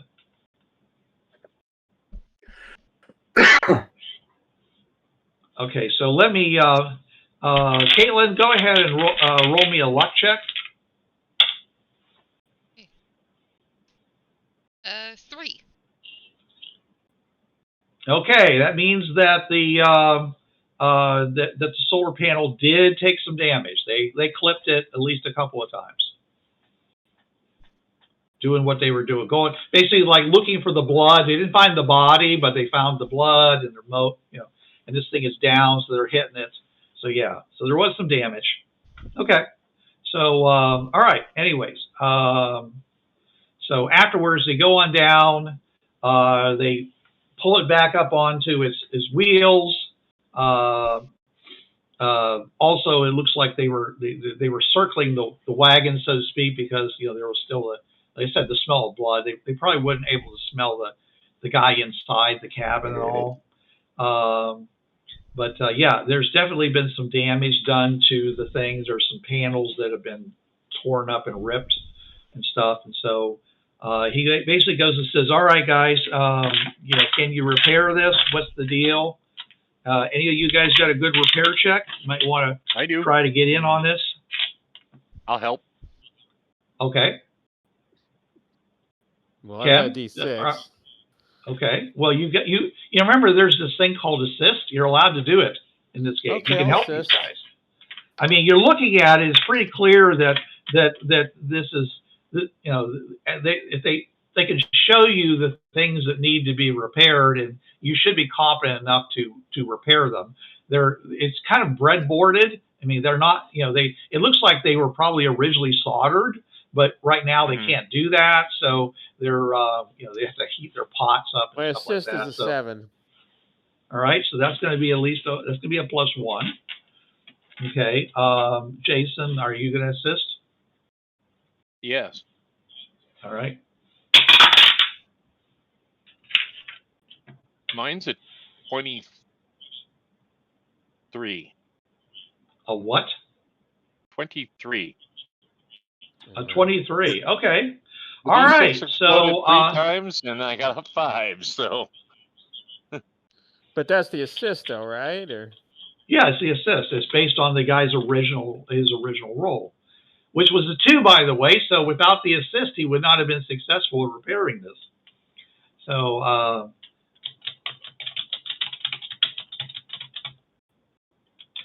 You see, that's what your problem is right there. That's broken. Yeah, I see that. Smart That's ass. crack. That's crack bad. You done broke that. Are you Probably supposed not to be able to stick your finger through that? Absolute smart ass. Maybe your A lot of finger. ya. I'm Western. That's what all I have to say. But All right, yes, so I assist you're as well. both of you helping allows them to get the 4 they needed in order to repair this.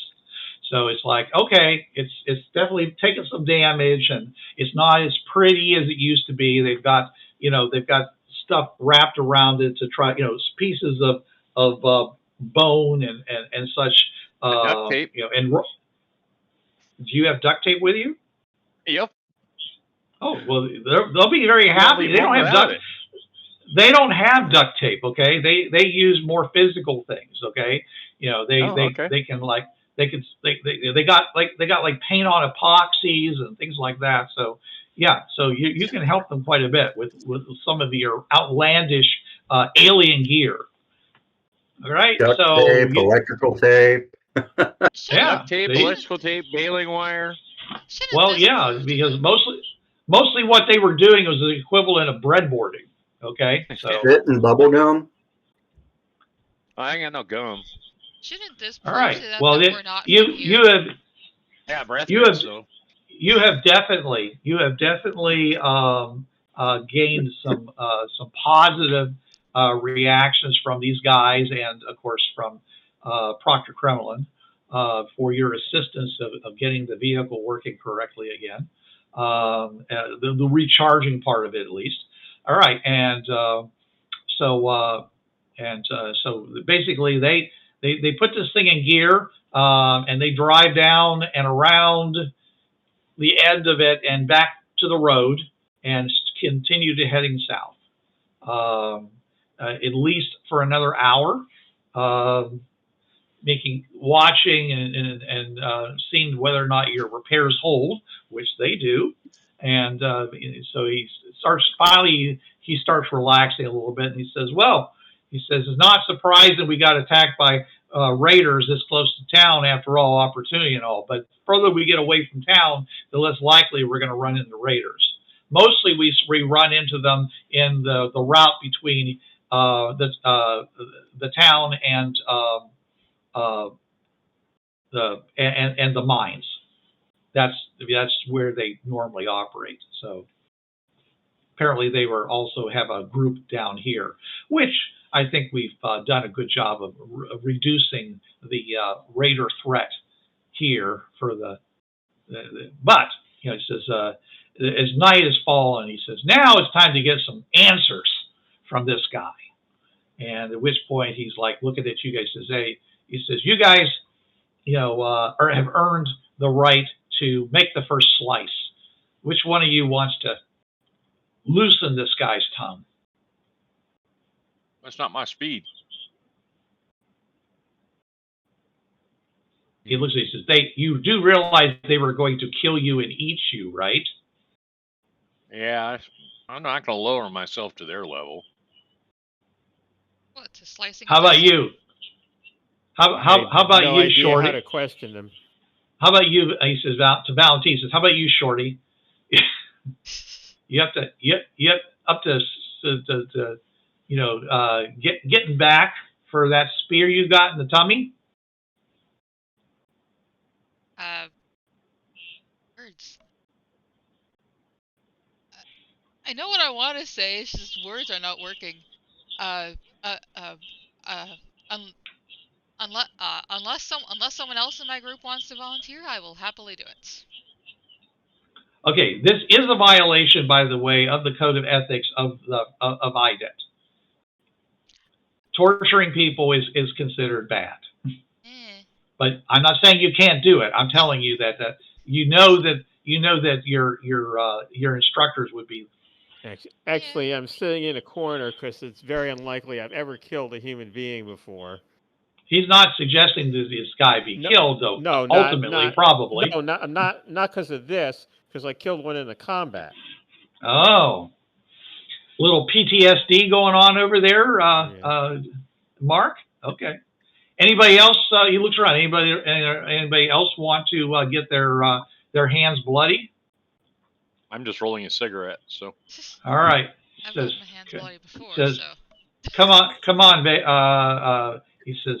Yeah, she was the Mexican Death Squad one, so. Yeah. The Mexican Death Squad. Yes. The old crone says, "I'll help." Help you, my pretty. Help you, I will. You. I like her. Can we keep her? He says. No. She says, okay, so one of you guys has the card that says, henchman, That's good. So I'm not using it here. All right. Anyways, so they basically take this guy and he says, let's drag him over here. Apparently there are sensitive. He says, I just want to watch. No, you're helping. No, I don't want to help. I just want to watch. Well, he's going to hand you basically an obsidian knife. It is probably the sharpest looking knife you've ever seen. I mean, this thing looks like it could cut through the blubber on a whale, like one of those and the whole thing falls open. I mean, this thing looks seriously dangerous. Is there a beautiful knife. Any way I can trade you guys for one of these? I like this. Well, he says he says if we get if this mission turns out all right with your assistance, he says I will give this to you. All right. And he says, but in the meantime, I'll give it to you now. And he hands you the knife. And he goes over and he basically takes this guy and he basically stakes down his arms and his legs, and the guy's looking up at him, because he's wounded. He's got wounds all over himself, which have only been barely dressed, and he's like, all right. He says, make the first cut. All right then, I guess I shall. Just because I'm the ruthless one here. Seriously. Where are you gonna cut this guy?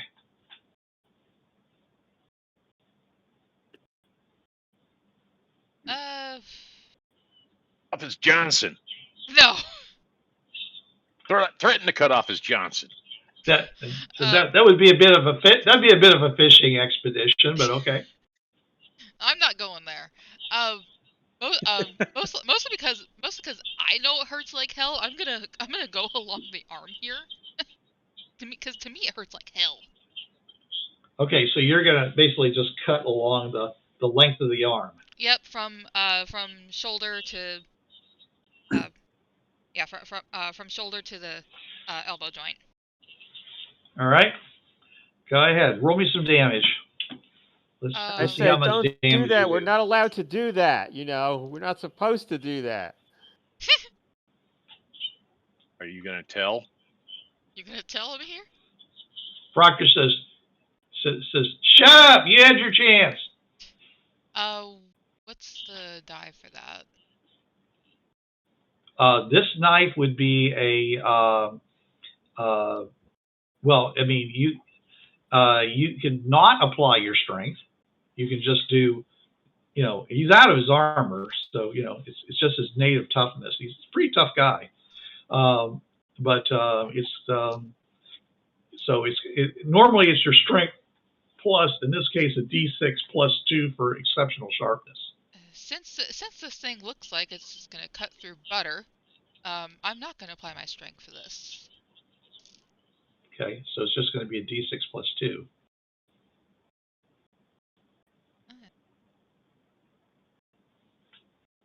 That is a 5. Okay. Ooh, that's bloody, nasty wound. All right, now do a intimidation check. It's like, what's my You may not have the skill. No, I do. It's just what is it at? That is a 4. A 4. Yep. Okay. All right. It's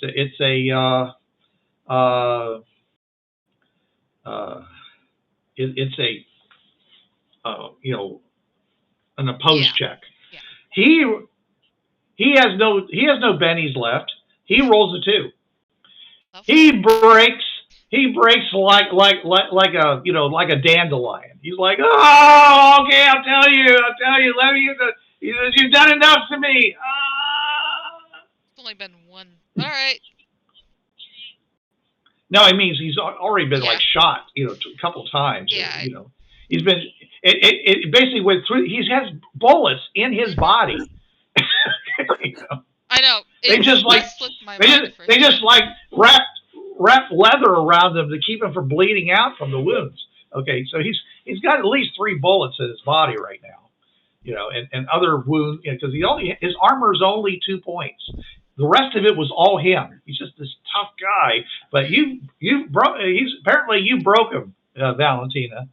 This look in your eye. Walking over to him. He's like he's just keeps the demon away from me. I'll tell you whatever you want to know. Because you obviously don't look like a human. I know. I know. Monster. You're this monstrous little thing that's missing 2 arms. I know. Due to my size, I'm not that intimidating. But damn. Yeah. Well, you remember you're an alien. It'd be like a gray coming over and licking its lips and starting to slice you open.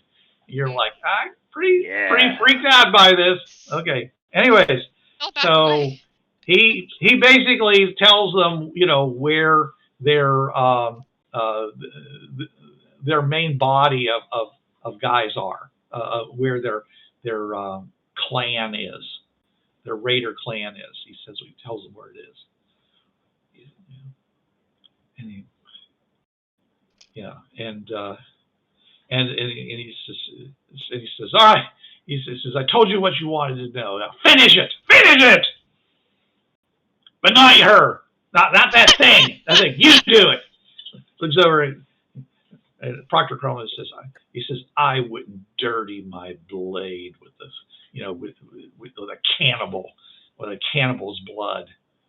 Big black cannibal. I'm curious yeah, about something real quick. Okay, is there a reason to stop me right now? Did it wait? Well, I was going to ask if the crystal is lighting up around him. Well, you're not there. First of all, you're not there. Okay, you are. He moved away from the group. All right. Secondly, so no one's tried that. Okay. So, anyways, he bends away, and then he suddenly comes back with a big rock and just smashes it down over this guy's head, and you see blood leaking out from underneath the rock, and the guy's like, and just stops breathing. He wasn't going to sully his blade. Doesn't mean he wasn't going to drop a rock on the guy's head. All right. Rock. He looks over at Valentina and he says, you earned that knife. My, you're a good soldier, he says. He doesn't know what to call you, really, Valentina.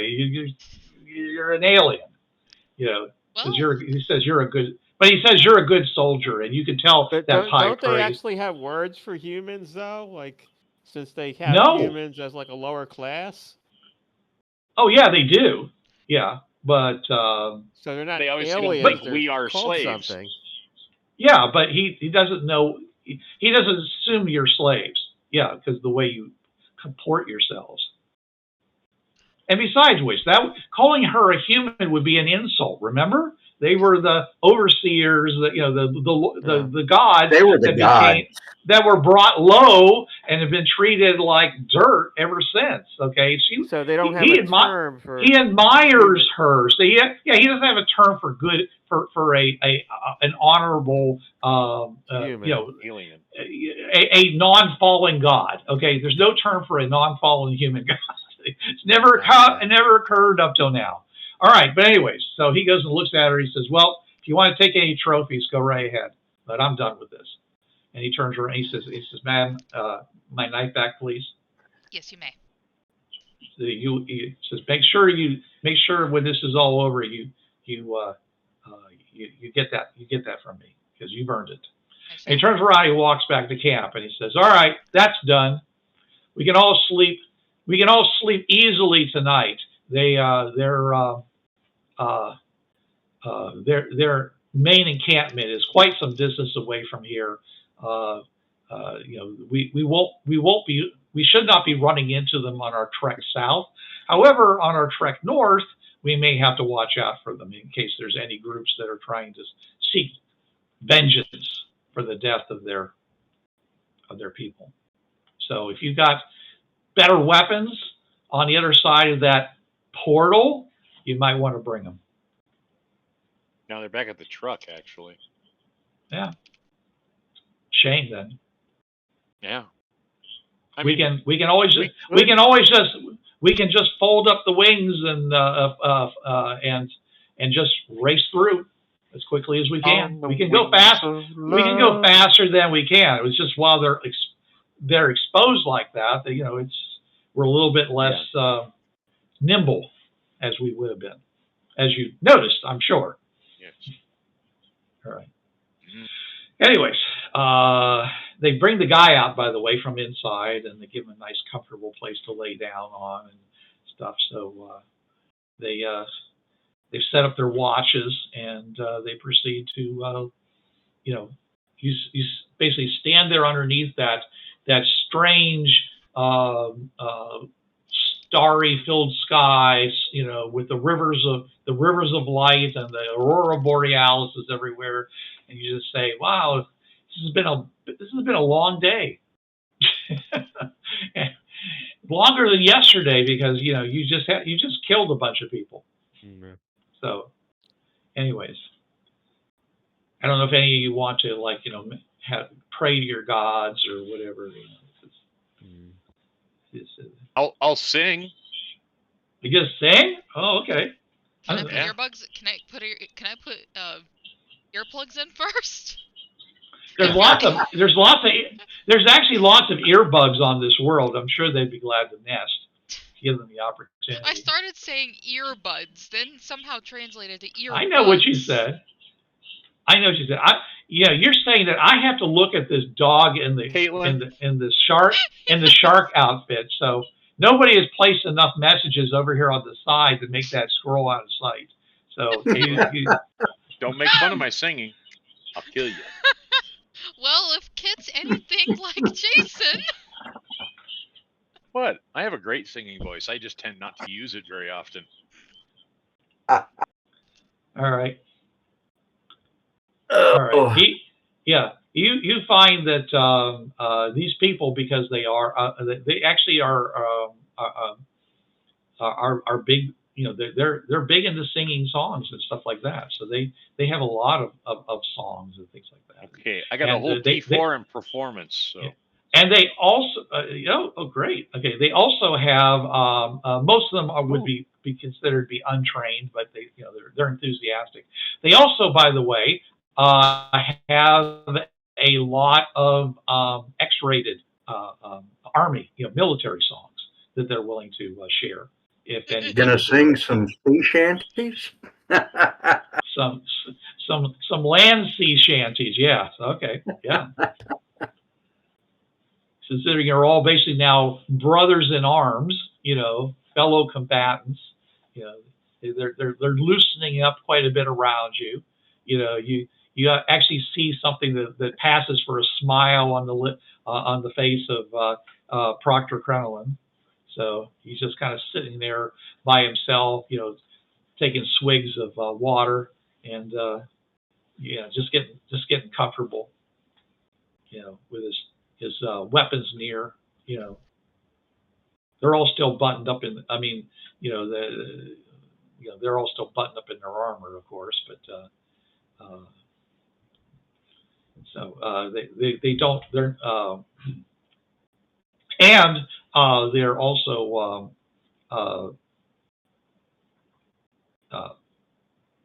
they've run lines out of the. They have blankets basically, that they're wrapping themselves in because of the cold, because it's getting colder. By the way, it got up to probably 100 degrees, if not higher, during the hot of the day. So it's now dropping down. Is the invisibility cloak useless, by the way? Who knows? Nobody said that they were taking it. Yeah, well. And the answer actually, if is, it's left on the body, I assume the creatures would have eaten it. I would say it was probably since there was no reason for him to carry it along, it was probably left there. It was probably destroyed by the grinders, as he calls them, the grinders. All right. So next time, Mark, you might want to grab up things like that when you go running off. But the more important thing at the moment was actually to get yourselves out of harm's way. And harm's way was definitely there. If you'd stayed there, they would have demolished you guys. I mean, you could have theoretically climbed up on top of the wagon, and then they'd start butting the vehicle and knock things. They would have damaged the vehicle more. Yeah, they could have possibly even torn up the wheels. That would have been very bad. So, anyways, the wheels are tough, but they're not incredibly tough. If you basically give them a reason to keep working at it. So, anyways, so nightfall has fallen. The stars have come out. It's all that they're singing. They're singing land sea shanties, they're fairly ribald, having a lot to do with well, I don't want to talk about it because people are going to be listening to this on Facebook. So, anyways, but something that would pass for their race as being a erotica. Yeah. So, anyways, and other ones where they just basically talk about, we faced death today, and we survived. It says we are the champions, my friend.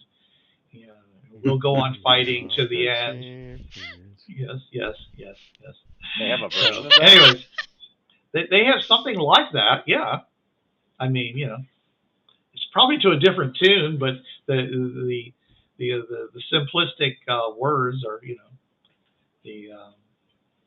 and a lot of praise for the king, and a couple might actually, sing some praise for the king and queen. Someone is busy trying to work on. He says, "I'm not ready yet, but I am working on a ballad of the battle." So because we're going to need to pass it on, to perform it when we come back for the king and queen. So I'm working on the thing. So I may be asking you guys some questions, talking to you, the party team 9, as to what you were doing during the battle, so that I can make sure I get it down right. So it's a great opportunity for you guys to lie about your valor. Yep. Anyways, the next morning comes, and they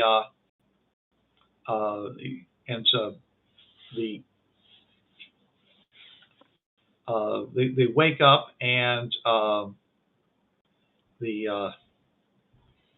and you guys notice, by the way, that these little the invisibugs have crawled all over the vehicle, and in some cases yourselves.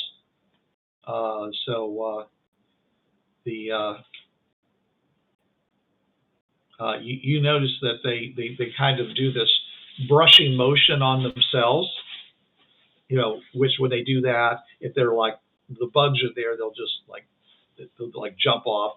There really isn't anything there that they want to eat, okay, and they're not warm, so they don't really bother, the bugs don't really bother the centipedes, don't bother these guys, but they would go after you with your headsets and your walkie-talkie kind of things. So you actually do have a bit of a problem with that. But they do it anyways, just in case there's something on them or whatever, and they're fairly lethargic. You can just kind of see them kind of just not vigorously doing anything, and they kind of stand up, and just kind of look around. Says, yeah. Says it'll be warm soon. Says we can get going in about an hour. Says looks around. Says I don't think we need to start a fire.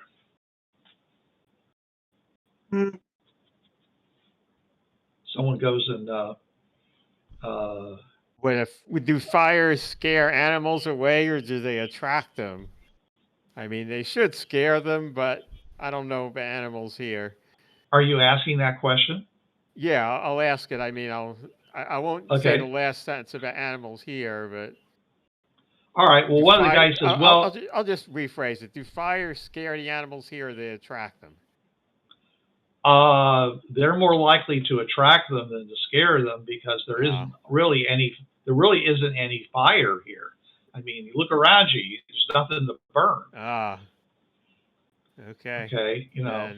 I mean, up where we are, there's crops and stuff like that, and then but the out here in the midst of the burning desert, there's only there's only lichen. So it's real hard to burn lichen. I mean, you can do it, but it's not like, it's not a lot good return on your effort. So You don't see any driftwood. You don't see any Joshua trees. Mostly what you're seeing is lichen, and like I said, as you've already know, there's most of the things that live out here get their food from solar radiation. Like the invisibugs. There's things that feed off of those things, as you saw before. And if you want to find some of these things for these guys might actually eat them, but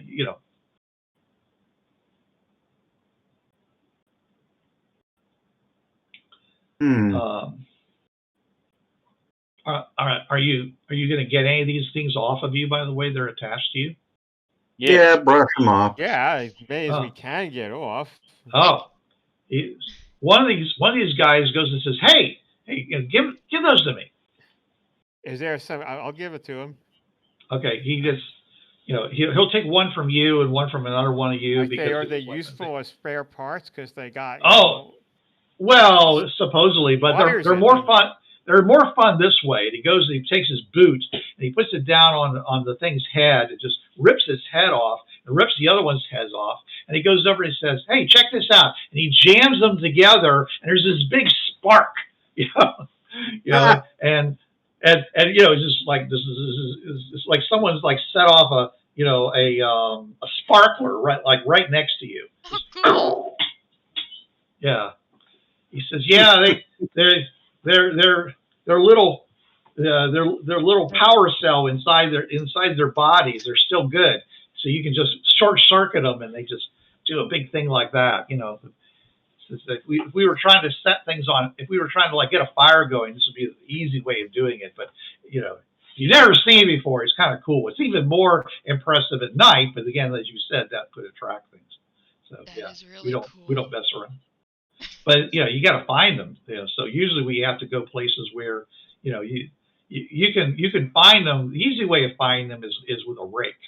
Just get out there with a big rake and just rake the ground around until you flip one up and it loses its camouflage, and then you can grab them. So, anyways, they're basically messing around and stuff, and getting the vehicle ready slowly, because you can see how lethargic they are. Somebody is playing music. Sorry, I didn't think that was going through. It was. Yeah, it is. But you guys are much perkier than they are because you're endothermic. I'm gonna make a cup of coffee while waiting. Okay, you're gonna use like a propane tank or something. Oh, an MRE. Okay. Yeah. All right, they'll be interested in that. Any of your weird technology they find interesting, of course. It says, "Hey, hot liquid. That's great. Can you make it for everybody?" Well, if I have enough, yeah. I don't know if you do. Do you? Mm-hmm. Use your equipment token? Equipment token? Sure, I'll use my equipment token and... Have you already used your equipment token? Nope. Because I thought... Okay, then yeah. Is he pointing say, to "Hey, the I got coffee or the hot water?" I'm sorry? Is he pointing to the coffee or the hot water? The hot water for the coffee. Okay, so, yeah. He has instant coffee. He's heating water. Okay. Yeah. All right. They'll each take it and they'll drink it down, and of course they get a lot more energetic after that because they just put a lot more heat to their core. Yep. So, I mean, if they were really worried about danger and stuff, they would probably do it themselves. But since you have this strange means of doing it, this little tabs or whatever you're using, they're willing to let you do that. Yeah. Proctor Kremlin will come over and "Oh, yeah." He says, that's interesting. That's, you could probably, make some money off of that. No, haven't really thought about it. Yeah. Well, I mean, if you're looking for, as a GM, if you're looking for trade goods, that's what something that could warm the core of a non-endothermic creature could be something that you be willing to pay real money for. All right. Anyway, so you get going on the road again, and you keep traveling, and you do see some more of these kinds of of these patches where it's all ground up or whatever like that, but none of them actually seem to be on the road. So you continue forward and you start getting that signal from your portal. Hey, we're So close it's to it. off. It's off to the west. And at this point, you probably, in the far distance, you might be able to see some kind of a smudge that would make you think that maybe that's where that geyser is in the far distance. It's over the horizon, but it was a pretty big geyser. So yeah. Pretty big geyser, All right. pretty damn Anyways, hot geyser. Yeah, it's a very hot geyser. Lots of Yeah, stuff no there. kidding. Yeah. Don't portals So move if they get into bad environments? Yes, This that's one's in true. the middle of it. No, this I meant in the middle portal, the desert. Yeah. It's dry and featureless, most of them. Yeah. All right. Anyway, so I assume you will be able to direct them to go off road at this point and slowly go on over there. They're going to go and fold back the solar panels and make themselves a little bit more stable, and that way they'll be able to continue at least a 10 mile an hour over the road until you finally get to where the portal is. Okay, and at which point suddenly Apurva says, it's a great colored arch in the sky. It's amazing. And they're all looking they're all looking around saying, it says, have you gone senile, old lady? Only a very rare number of people, of which she's one, are able to see that. Oh, that's okay. Yeah. Yeah, she has. Like I said, well, that's a jip. Sorry, we can't control that's that. Why we brought her. Well, yeah, but the soldiers didn't know about that, by the way. They all of a sudden this old lady starts spouting out about the great colorful arch in the sky, and they're all like going, "What are you talking about? You feeble old crone." There could have been two outcomes of that. One, she could have ended up dead. Yeah. Two, realistically, excuse me. So anyway, so you explained that there's this thing that they're going for, and